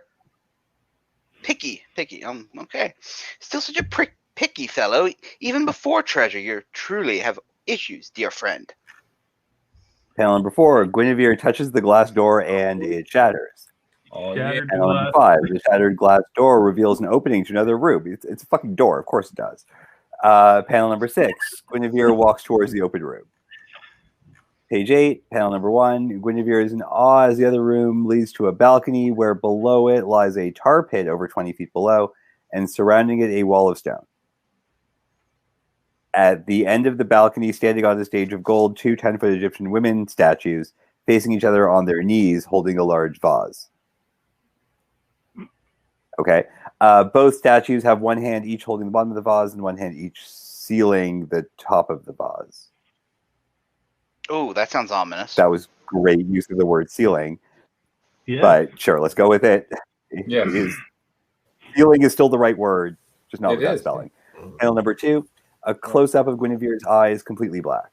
Panel 3, Guinevere is walking towards the statues as though in a trance. Release those demons damned by darkness and death. Panel number 4, Guinevere is on the stage touching the vase. Panel number 5, a close-up of the vase cracking. Panel number 6, the vase explodes. Pieces of the statues are flying out of the panel. The explosion has destroyed the balcony. Page number 9, panel number 1, Guinevere is flying into the treasure room from the impact of the explosion, along with pieces of the stone, such as the head. Panel number 2, the statue head is flying towards Abbasi, comma. Panel number 3, the statue head is shattering as Abbasi shields himself with the wall of flame. Panel number 4, Gatsby has Guinevere's head on his knees as she is unconscious, and Abbasi is walking towards him as the ceiling begins to fall. Guinevere, don't worry, I'm here, darling. Gatsby, we have to dash. The cave is coming undone, my friend. Panel number 4, the very top of the mountain is erupting as serpent-like energy forms break out encircling one another, one serpent black, the other white, facing the clouds. Page number 10, panel number 1. Rooftop open casket ceremony overseeing the city, lanterns all around. Akemi, the secret identity of Tekareka, is leaning up against the balcony, tears streaming down her face, away from the open casket, viewing behind her where a crowd sits awaiting her. Oh. Caption, Tokyo days before. Suddenly in title case. Oh, Larry, you could be Akemi, and John, you could be Chandis. Yeah. This moment I weep, for it seems all is lost without you. Panel number 2. Akemi is hugging Chandis, secret identity of Flow On, Akimi's still in tears. You made it. Girl, you know there's no way me miss such a moment. Panel number 3, front you. Both Akimi and Candace are staring at the city ahead and below the balcony. Space period. Look a here, me know this truly a trying time for your heart, but him need you to be there and giving a speech fitting of his memory. Okay. Trust me, I know it's just that my whole life was our relationship. I can recall many times where I would tell him that I am a big girl ready to face the world and no longer need him to watch over me like I was still a child. Panel number 4, Akimi is wiping her face as Candace is now in tears. To think me said, me no cry to keep you strong. Just please be here with me as I give my speech. I just don't think I'll be able to otherwise. Panel number 5, Akimi is standing on stage in tears with Candace beside her also in tears. Before them, an open casket with her deceased 60-year-old father. I have never known my father to be no less than caring, nurturing man. To see him like this, silent, cold, without warmth, he brought to this world. He has me shattered. I stand before you, for I never did once believe that I would no longer be able to be daddy's little girl. We're really big on that. But all right. Yeah. Yeah. There we go. Okay, there we go. Yeah. 10 pages. All right. We had some action. We had some fantasy. We had some treasure delving in some ancient crypts. We're hitting Guinevere all the. doing the wet t-shirt. We had Guinevere doing almost a wet t-shirt. Yeah. And not only the wet t-shirt. Right. Yeah. Yeah, and Guinevere seemed like she got possessed and was liberating something evil. I'm not quite sure how that resolved. It seemed like they just resolved by running away. But I'm sure we'll probably be developing on that and more. But look, it's obviously you've got a lot of work, but at the same time, I want to say you've made a fair amount of progress from where you started, and you keep putting in time, and you keep getting better. So this you put together, I feel like a fairly decent plot for a Guinevere Gatsby magical adventure story. So good job. When you mentioned the log line at the beginning, that really landed. You have a clear idea of where you're going with it, and that really came through in the plotting. Everybody has something to do during the action scene. B, there is an action scene, and the action scene has consequences. So that all lands really well. You're in the right direction with voice for Gatsby and what's his name? Bossy. Mm-hmm. Right? And that helps characterize them, and you can tell them apart really well in the dialogue. So that's solid. And aside from the horrifying cartoon like G.I. Joe logistics of the cave, actually the steps that the characters go through are in the right order, and make me care about sort of what's happening to like the girl on the boat all of a sudden. Whereas last time we were switching scenes so regularly, I didn't. Yeah. That was kind of mine too. Yeah. I like the fact that we're lingering more on the scenes now, so we get a little bit more plot, and there was a better setup for what I'm assuming are going to be the antagonists being released or whatever. You see the energy come out at the end, you know something's going to happen, so cutting in between them is going to work a lot better, I think, this way. So, yeah. Yeah. Yeah. Ready, gentlemen? Yeah. I thought it was definitely well improved from the last time.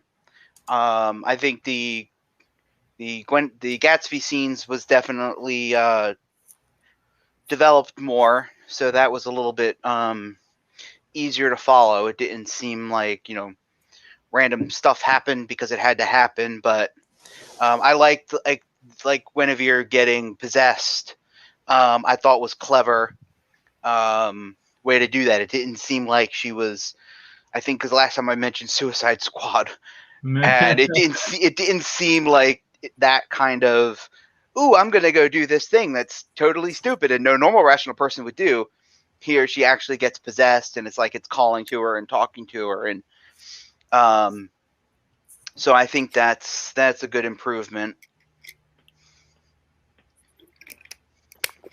I still don't think the living statues work. There's not very much setup for them. They're gone in like 3 panels. Might be like the collapsing cave might work, like, but I don't know if Gatsby and Abassi and Guinevere have like any sort of aspects of their characters that might make them do like basic bitch archaeology stuff. Oh yeah, we've got this like long hidden buried cave that I found in this manuscript or inscription somewhere, and I heard there's a great treasure hidden here. Why don't we just go find it? And like, oh, okay, well now we've got to get across this one challenge. And like, so there's still not a lot of foreshadowing as to what they're doing wherever. Like you said at the beginning, that they unleash this pair of evil twins that cause the world to go haywire. But you haven't told us that yet in the script. Right? So as the reader, if I don't know that you've already told me that, and not everyone reading this will have been told that by you, then what's the legend that's suddenly going to go horribly wrong or whatever, right? It could be interesting, or you can say it's cursed. It's cursed, but there's treasure. Fuck it, let's get the treasure. Totally sensible response, right? I don't believe in curses, whatever. Oh, there's some magic here. So that could still work. The glass door didn't really make very much sense either. You're in a cave. Why does it have to be a glass door? Also, you can see through a glass door. So you lose a lot of potential mystery unless you're seeing the room beyond it through the glass door. Otherwise, it could be a fake wall. It could be a normal door. It could be another sealed door that requires a non-magical solution to get through. I mean, you got a point. I should have said tinted glass. You know how they do the cars, whatever. Or it could just be like another cave that Guinevere crawls through because she's curious. It's like behind a statue somewhere. Oh, there's a hole behind the statue. I can fit through. Maybe that's where the treasure is, right? Yeah, like it's Egypt. There's lots of hidey holes in burial mounds. That's like what Egypt is known for. Come on. If I can expand on what Danny's saying, I think because they make a comment that, and I think it's pretty well established that Gatsby is rich, and they make a comment to that even in the dialogue here. So Danny makes a good point that I don't really know what they're here for. Like, I don't understand why they're there. And Gatsby seems like almost annoyed with finding the piles of treasure. He's like, "What? This is it?" And yeah, right. Maybe like he's looking for something super cool or rare. So, and if that's the case, like maybe they're looking for a magical artifact that some ancient scroll, prophecy, crypt, tablet says is supposed to be here, and maybe it is or it isn't related. Actually, plot-wise, maybe it has something to do with what is keeping the twins trapped, and they don't know it, or they do know it, or they don't. I don't know. It's just, I think it needs to be more clear why they're there. I mean, I can accept that they're in this giant treasure cave and they're basically ignoring the treasure. That's interesting because we as a reader, we're going to see, oh man, look at all this treasure. We'd be taking everything. If they're not taking everything they can get their hands on, that means there's something even better that's here. There's something more important, something more powerful. And I think focusing on that, and then whatever that happens to be, and if I missed it, I'm sorry, but I don't remember what that was that they were looking for. That's, again, my whole critique. Comment is based on that. I don't even remember what it is, so I think that should be more developed as the focus of what they're there for, and then somehow tie that into the overarching plot with the twins in one way, and maybe it's the magic artifact that lets them recapture the twins in the end or whatever. But that would be one of my thoughts. Well, to me, the reason I wrote it that way is if you got magic, if you got magic and powers, you're not going to be interested in anything, the normal person cares about, the lottery and all that. So you're going to be looking for artifacts and stuff. Right. But I don't know what they're looking for. 10 pages, and I have no idea why they're there. Just the journey. Bouncing off of John's point, if they find what's there, there's a magical artifact. It's a crown that was said to be worn by this like witch king of blah blah blah blah blah that has some kind of magical power, and we can use it to go rob a bank or whatever the hell they're going to do. Maybe probably not rob banks because if they don't care about. They don't care about money. I'll be right back. But maybe it's Excalibur is hidden in there. They're going to try. You could even if it's not important, you could say, okay, I found out that Excalibur is hidden here. Everybody reading this knows exactly what Excalibur is. It was the magical sword wielded by King Arthur. We know that. You don't have to establish it. You don't have to introduce it. We can just say he found out that, that's what Excalibur's in this cave and that's what they're looking for. And then whether they find it or not is irrelevant. We know what they're looking for. We know what it is. Something like that is kind of the thing. And then we know that's what's driving it. And because if we don't know that, then we don't really know why they're there. And I think at least for me, my interest in the scene goes down when I don't know why they're there because I'm not really engaging with the scene. It's just an action scene for the sake of an action scene that has no relevance. And one of the things I was sort of thinking, if you'll take a suggestion, and you don't have to follow it, obviously, is like maybe they're looking for something, and what they find, either it is something that is somehow preventing the power of the vase from leaking out, or like they accidentally like remove the thing that's preventing the power of the vase from like leaking out. Just because they think it's a stupid, boring treasure. Like maybe it's like a gem on a pedestal or something. Who cares? And like, so like, because why did Guinevere get possessed? When did Guinevere get possessed? And set off the whole plot. Those are questions that you can actually answer with whatever magical they're hunting, if that's the direction you want to go. Sure. You could even say that the gem on the pedestal is, catches Guinevere's eye, and when she touches it, that possesses her because the gem is possessed by a servant of the twins whose primary goal is to release the twins or whatever. And maybe the twins are trapped in the vase and the servant is trapped in the gem or whatever, If you're trapping people in stuff, you can trap more people in more stuff. Yeah. Right, exactly. That's internally consistent. And tying it into the plot is the strongest way to do it. Having everything they do be plot related. If every scene is advancing the plot, that's your strongest point to be in. Because scenes basically a scene needs to either develop a character or advance the plot. Yeah. And ideally, you want to do both at the same time. But that's really, really what you want to do. Scenes that aren't developing character or advancing the plot really just got to get cut. Yeah. And like the stone statues that do absolutely nothing. They don't advance the plot and they don't develop character. Cut out the animating statues. Mm-hmm.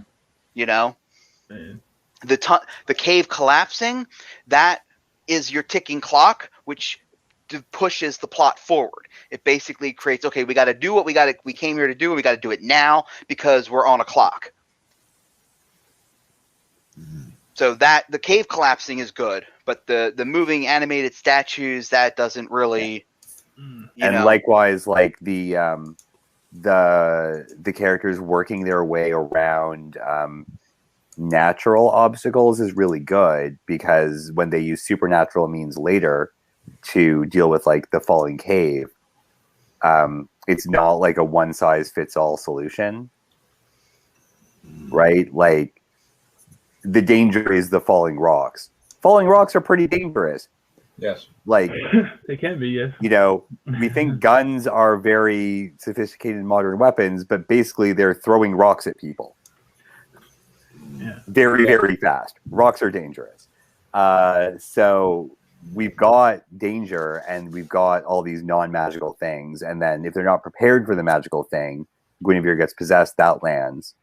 And later on, they've got to find some sort of solution, hopefully with the power of teamwork and all these other characters you bring in later to solve that, find a way to stuff the genies back into the bottle. Yeah. That's where I think the plot's going. Well, I mean, what I'm doing is... That's very broad, obviously. I'm oversimplifying. All I'm doing is, it's that old thing where, you know, a friend, the bossy character's interested, they go with him. And, you know, and to me, when you've lived that long with that much power, you know, cave shattering, none of that's going to spook them. They're magical people, you know. It's more about the visuals, and the person reading it just looks at it, you know, gets entertainment from that. And even when they find a treasure, you know, you got one character cares, the other two don't really care. It's that scenario where your friend invites you somewhere you don't want to go, but you go anyway, you know. That type sure. of So, like, is Guinevere immune to the rocks? Is Gatsby? Like, just because a bossy's really old doesn't mean he doesn't want his friends to get hurt. Oh no, they're not old. Right. They're all magical people, you know. I mean, magical people still have something that needs to threaten them. And I think the falling rocks are going to do fine if you make it seem like more of a threat. There you go. Guinevere can't fly. What's she going to do? Yeah. They've got to protect Guinevere from the falling rocks. That's still taking clock. It's still going to be revealing the vase at the end, and it still moves the plot forward. And as John was suggesting, it lets you reveal character and plot at the same time, which is, again, this is advanced. Oh, you got a point. I mean, more to me that I should make her more damsel in distress. That is. I mean, you've already gotten her shirt wet. You might as well put her in distress. Yeah. There we go. Well, maybe. Hey, man, Preston didn't create her to be an icon for misogyny. No. Well, I mean. Well, hey, she talks about things that aren't men. She passes the Bechdel test. Well, I mean, she's not really talking to another woman. So maybe not so much. But like you still pass that. I'm not sure if you passed the test in the funeral scene, but you got really close to it. Well, I mean, come on now. So the funeral scene is excusable, and at least again they're there and they're doing stuff, and they're just not eye candy.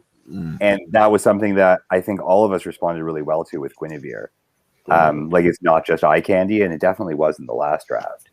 And so the danger in the cave should also not just be eye candy. Yeah, and she can be eye candy and actually doing something. Right, exactly. True. You know, it does happen it's like that's one of the things. It's like, as cheesy as they were, at least you know the original Tomb Raider movies knew what they were doing. Yes. Yeah. You know, they gave us a badass female action hero that also had all the eye candy. I mean, she was totally like the perfect package, and as cheesy as those movies were. But she was the lead. She was the lead, though. All right. Moving on. What's this thing you got here? We have the script which has been submitted by a guy who is probably not going to be able to make it. But let's go ahead and go over it. I'll take over narrating, and we'll just assign the parts as we go. We're gonna need a Dave. Who wants to be Dave? This was submitted by one of the sons of Preston. There we go. Sons of Preston. Is that a gang? Oh, that's a new crew right there, man. What is this layout anyway? This is Celtics. Okay. Danny can be Dave. It looks like a data chart. It does. All right. An Excel spreadsheet. It does. Page 1, panel 1. Dave Masatorshi, a 25-year-old pale strawberry blonde. I was not expecting that. Guy is waiting in. All right. I'm just going to give these notes as I go. Instead of is waiting, should be waits. In a table. in a mid-tier. It should be at a table in a mid-tier restaurant wearing a short sleeve button-up and slacks. And unless he's waiting tables. Yes. I don't know. You might want to clarify that too. Right. Possible, yeah. You know what's he doing? Is he sitting at the table?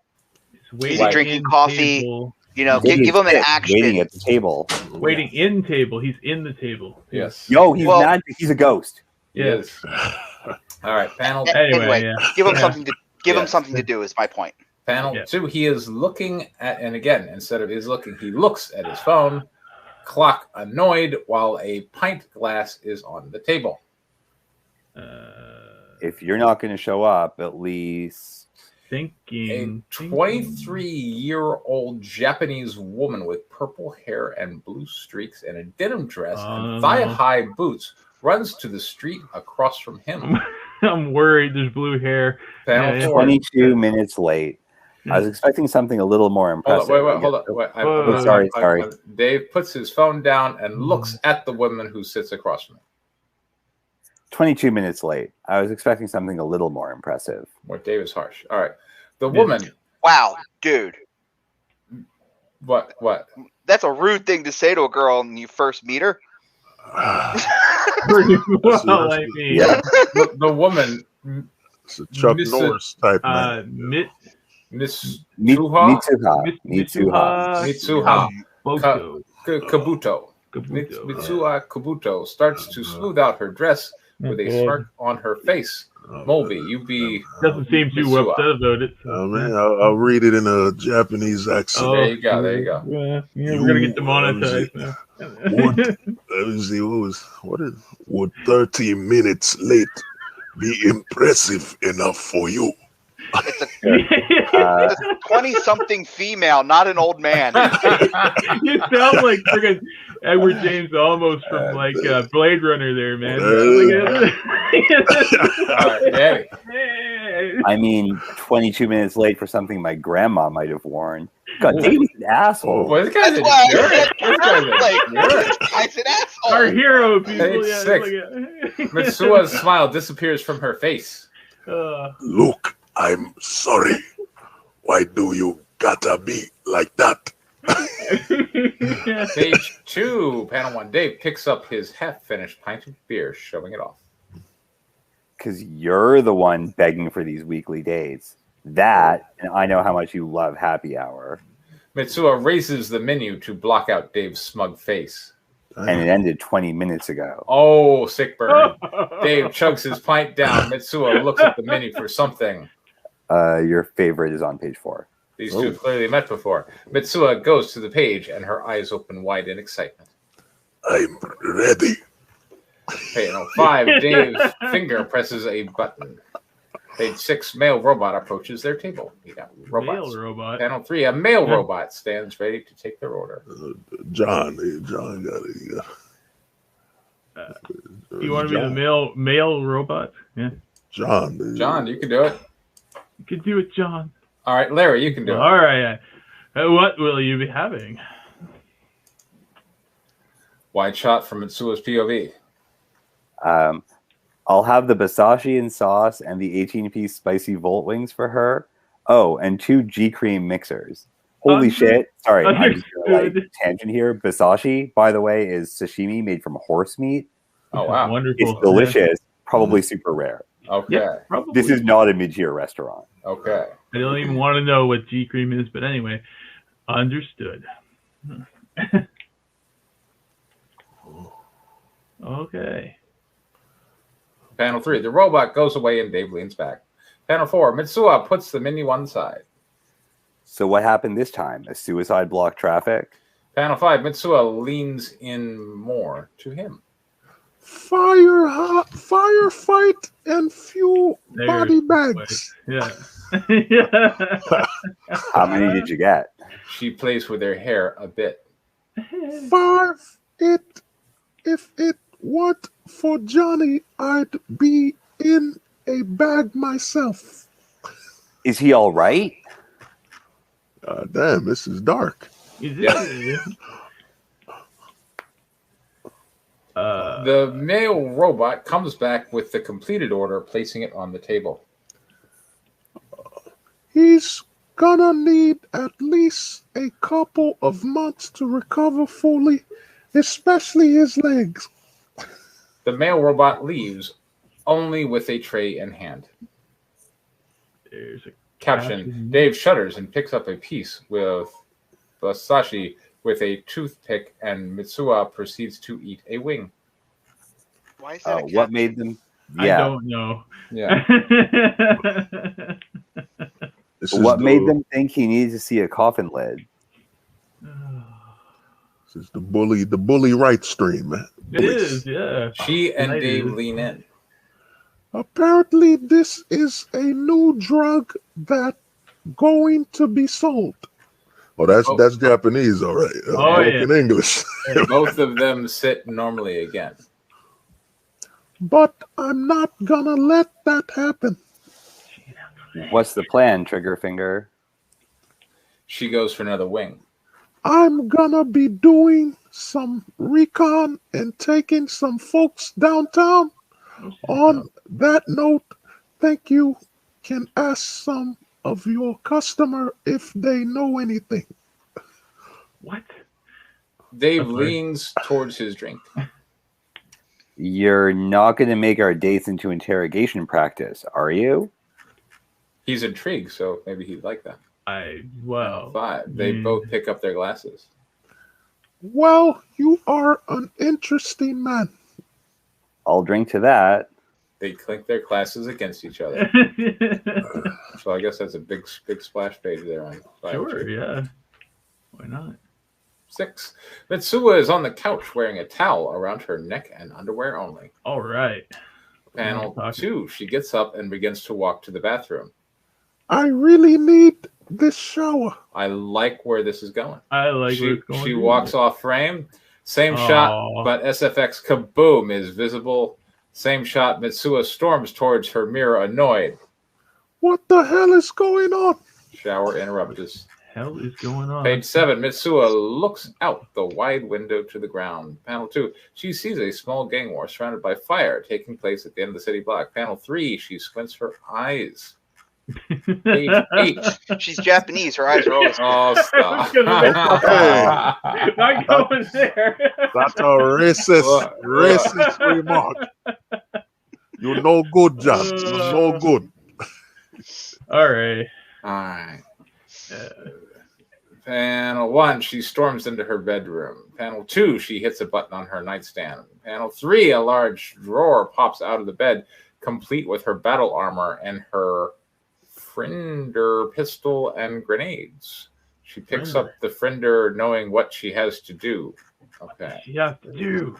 That's what she said. Panel 9, Mitsuha jumps from rooftop to rooftop. Panel 2, she stops and looks down at the two groups fighting. 9 people total. Panel 3, she pulls a grenade out of her pocket. Panel 4, she pulls a pan. Panel 5, she throws it over the edge. Panel 6, she quickly arms herself with the Friender. Panel 10, 1, she sees a grenade blow up, causing a frenzy of sparks. The two gangs are caught in the confusion, wondering what is going on. She takes a shot at one of the gang members. The bullet hits one of them in the ear and not the head. The two gangs, for a brief moment, unite and begin opening fire on Mitsuha. And that's it. All right. That's how you solve gang violence right there. You bring them together with more violence. Yeah. That's right, yeah. Cool. Well, let's see. There's a stream in the Discord. So if you go down to the Discord, you look for the writer stream link and go on. Sorry. Boom. All right. Well, we got some sci-fi violence action. We got some scantily clad women about to take showers. We got cool sushi restaurant, and we got Dave, just a colossal dick. Dave. Dave. Hell, man. Dick. Yeah. I mean, look, it's. I like sci-fi violence and women about to take showers. So far, so good. What do you think, Larry? You want positives or? I mean, it helps. Okay, sure. It seems like an interesting world. It's going for a cyberpunk vibe, which is good. Mm-hmm. There needs to be some more of that. So, I'd like to see more, I guess. Okay. Yeah. Danny. Sorry, Danny. Dave is successfully a colossal dick. Yes. Yeah. That's not a problem. There is successfully a restaurant. There is successfully some violence that presumably will stop other violence. Mitsuha could be an interesting character. Yeah. Moby. To me, man, it had a very, I'm guessing a sci-fi noir type vibe to it. You know, they just, that basically conversation. Conversation, and the way Danny read that, it felt too natural. It came too natural. This is a conversation he had before. Are we revealing anything? Yeah. No, it was nice, man. Strong dialogue. You know, he probably needs to use a writing software, but other than that, and maybe he needs more description of what's happening around the restaurant, like robots flipping the food, or something to make it more of that that location, that time period, maybe the food, the tables hovering or something, something to make it a little more of that scenery. But solid dialogue. John. My internet kind of cut out in the middle of that, so I did miss some of it. But what I remember, I like the Mitsuha character.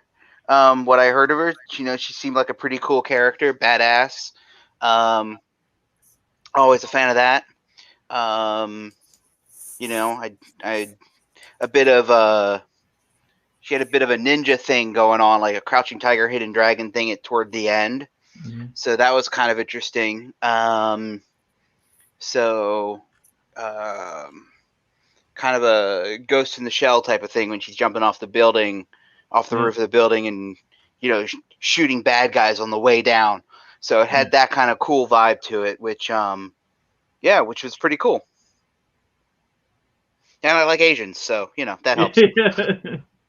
Yeah. Despite my jokes, I no. Most of the guys here know I really dig Asian characters, so fine with that. I'm all about the Asian protagonist. So I'm like, you got me half. I'm half hooked right there. No. So you're half something anyway. No.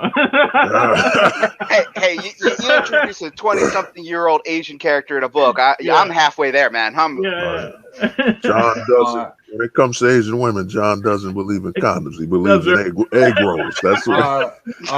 Constructives. Okay. I'll start that. I think the restaurant scene lingered way too long. Like, if we're gonna have a cyberpunk action book, let's get to the action. You mentioned Ghost in the Shell. Ghost in the Shell started with a battle. Like, that's the way it should start if you're gonna do that. Not naked chick dropping off a roof. Yeah. Mm-hmm. And then you go to the restaurant scene and you have the little character moment. So and the way it opened up, I thought the dude was the protagonist at first. Yeah. I don't like when they do that stupid flop thing.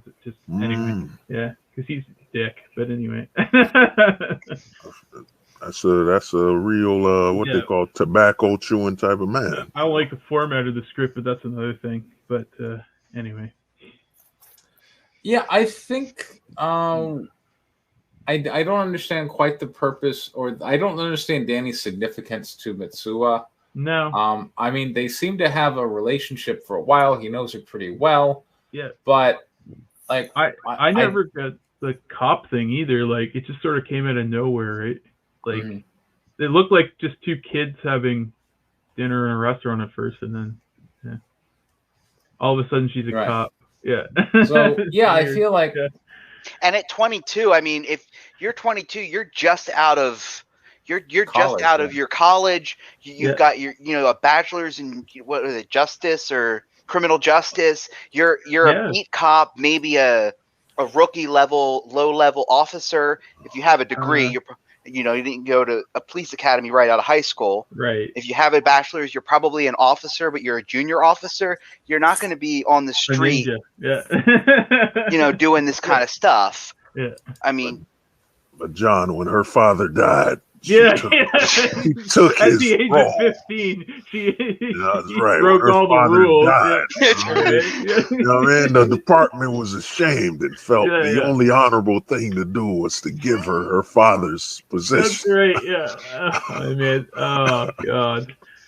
Anyway, it's good setup and whatnot. But yeah, it definitely needs a little bit more polish at the beginning. So for a comic, I'm much more comfortable with like a cold open that has no copy if it's an action scene, like the Mitsuha scene with the shower. Start with a naked girl, and she's yeah, the protagonist. even better. Yeah. I was thinking it should open there. Yeah, whereas like even if you're going to have the like whatever the intro is that's supposed to be somewhat expository and kind of didn't tell me anything about the world or even where this was set or who these people are. Larry, I think, said that scene dragged. Like that scene had a lot of panels with nothing happening in terms of dialogue. Like and a male robot, you know, like how do we know the robot's male? Anyway, maybe it's you know Lolita's counterpart. Yeah, exactly. Yeah. But like that was a 7-page restaurant scene with like 8 lines of dialogue. Yeah, with one guy being a dick to the main character. Why? Like I was really expecting this to be like a kind of maybe interesting, like low-key personal drama, not a cyberpunk story after having read those pages. That's some people on a date talking about stuff who are maybe not dating. Right. Like that's the kind of story. The restaurant scene was 5 pages. Wow. Like that was really long for the amount of like reading there is. And the less copy there is on a page, the faster someone's going to read it. But I mean, if I'm flipping pages for 5 pages, just idly like waiting for something to happen, what's going to make me pay attention when something does? If there's a tiny detail or something like that. And yeah, there wasn't enough art direction to really give me a sense of the world. But like, I know you've got to keep it light for a comic, depending on if you already know what you're doing. Oh man! And if you remember in Ghost in the Shell, the first thing we see is the Major on the roof, and we hear the audio in her earpiece. So we're getting the introductory exposition that we need off, right there in the first 30 seconds. When she jumps off that roof, we already know what she's there to do. Yeah. Yeah, even if we were to start with that Mitsuha scene, like, fine, there's an explosion, but then she goes and assaults some people with a deadly weapon. Heroically assaults some strangers with a deadly weapon. Oh, yeah. Right? I mean, like, it's not like I'm a cop, you're under arrest, or you guys need to stop blowing up my neighborhood. I'm going to get you back. Yeah. It's silent the whole time. It's better to start jumping into the action, but it would need to be a little bit more clarified. One of the things that I've kind of struggled with and I try to keep in mind when I introduce characters is not to presume that a character is good or bad. Like when we first see a police officer character, we presume that they're a good character until they show us otherwise. But it's one of those things. It's like, but sometimes when you want to try to juxtapose a good character with a bad character, it's like you can't just say, well, this character is so and so, so they're good. Nowadays we can't just see, well, she's a cop, therefore she's good. That really doesn't work anymore because you have so many things. Like I'm binging The Shield, and that's a perfect example of main characters are cops, but they're not good cops. And it's like, it's one of those things. Well, it's like we still are going to judge her by her actions, not just who she is. So far, it's been great. So keep that like, so as I said, if you decide to rework your opening and you cut with her being a cop in an action scene, we still are going to need to save the cat moment. We're still going to need to know she's the hero, she's the good guy, she's the one we want to connect to. Simply being a cop isn't good enough. It's not like, like I know the 80s. What do you mean by that, John? My great granddaddy was a cop. My whole bloodline has been a cop. I know, right? Like that's like the 80s action cliche. Where it's like all of a sudden you have Sylvester Stallone showing up as Cobra and he's acting like this badass cop and everybody just accepts, well, yeah, he's the hero, he's the badass cop. Yeah. But now audiences don't immediately go there. Now we're like, no, he was just acting like a off the rails maniac. He's not the good guy. I'm a cop, John. I want you to remember it. Yeah, I get what you're saying though. Well, to me, if I had to, what's that thing? That criticism thing. I would say if he would have opened that criticism thing. I mean, if he opened up with her fighting, I mean, fighting the bad guys, shoot out whatever.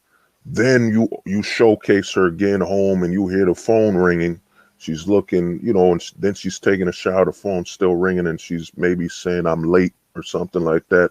Yeah. Gets to the restaurant with him, hair kind of messed up and she has a badge. Maybe she flashes it a little and they're eating and sitting, but have him doing things. Maybe he pulls out a cigarette, maybe he snorts some coke off the table. What I mean? We're in the future, man. Yeah. You know what I'm saying? Coke might be legal in the future. It's true. It's already legal, man. I think Mexico said it's all legal. Larry gives this book, this first script, one maple leaf out of 5. 14 out of 100. No, I'm just kidding. Anyway. Larry, what are you doing giving away the maple leaves? Hey, I give away tell that shit. That's what I do. Anyway, yeah. No. I think another thing that, opening with a battle sort of, or a street fight or whatever sort of scene does is it helps establish the world and say, okay, there's rampant street gangs. The cops have to use more drastic measures to take care of them, and that's perfectly acceptable in this world. So you got to kind of establish that the cops are military now, and they take lethal action against these criminals and stuff like that. Yeah, I mean, and that's totally acceptable when you're establishing the world. I mean, that's not necessarily a bad thing. No. And then we need one character saying, one bad guy saying, cancel her. It just needs a little bit more like something at the beginning other than that. So, yeah. So in the future, people use more things that are self-destruct. Yes, of course. Yeah, I mean, that's the path we're kind of going on, right? That makes perfect sense to me. Man, if you had nanotechnology, man, you're about to OD. You just, the nanocells just clean up your stomach. Right? We're back. Coke, pills. To me, you're writing a comic, man. Let people see. I think one of the problems a lot of people have is they write like they're breaking the law if they showcase something that isn't legal in real life. Just have the dude just pull out some coke, lay it on the table. That's not how you write, Mulvey. No, the way Mulvey writes is he takes out the coke, puts it on the table. There you go. Then writes. There you go. After turning his spell checker on. And the marijuana and everything is on the table. And then when Microsoft Word underlines all of the words in his script, he ignores it like a ball. Darth is a little unsure if the future is that bad. Let's see. Well, I wrote. Let's see. I wrote wholesale murder. So yes, you did. All right. Well, we're 2 hours and a half. We're 2.5 hours into this. We still got 2 scripts. I'm gonna have to get going soon, guys. Yeah, I feel like we should save those 2 scripts for next time. I'm totally fine with that. Okay. Yeah. It's been a All good right. stream. So let's do that, and let's say good night. I'm glad the power lasted. Yeah. What is it? Okay. Not quite an accurate description of most right. Okay, fair enough. Whose script was that, anyways? That was Mario. What I tagged him in the Discord. Oh, okay. And I didn't even see that one being posted. Yeah, the Mario Man 247. Okay. And Danny, thanks for coming back. Always happy to have you. Thanks for reading something I haven't produced yet. There's going to be stuff that fits and Mario, I hope you don't take our comments to heart. a lot of this is just good fun, and we are all here to help out. Indeed. We get a little immature. It's fine. A little immature. A little bit. This isn't just a writing stream. It's a bully stream. You either write good or get hurt. We're getting lines about reach arounds and stuff. I can't help it sometimes. It's like All right. I will see everybody next week, where we at least will be going over John and Larry's pages as well as hopefully mine. I should do some Fantasy Pirate stuff by next week. So. All right, sounds good. Remember, people, if you need people recommending bad influence, you watch the writer stream. All right. Thanks, everybody. This has been Preston Bolter, Pocket Jacks Comics. Thank you very much for your time. Take care. Good night.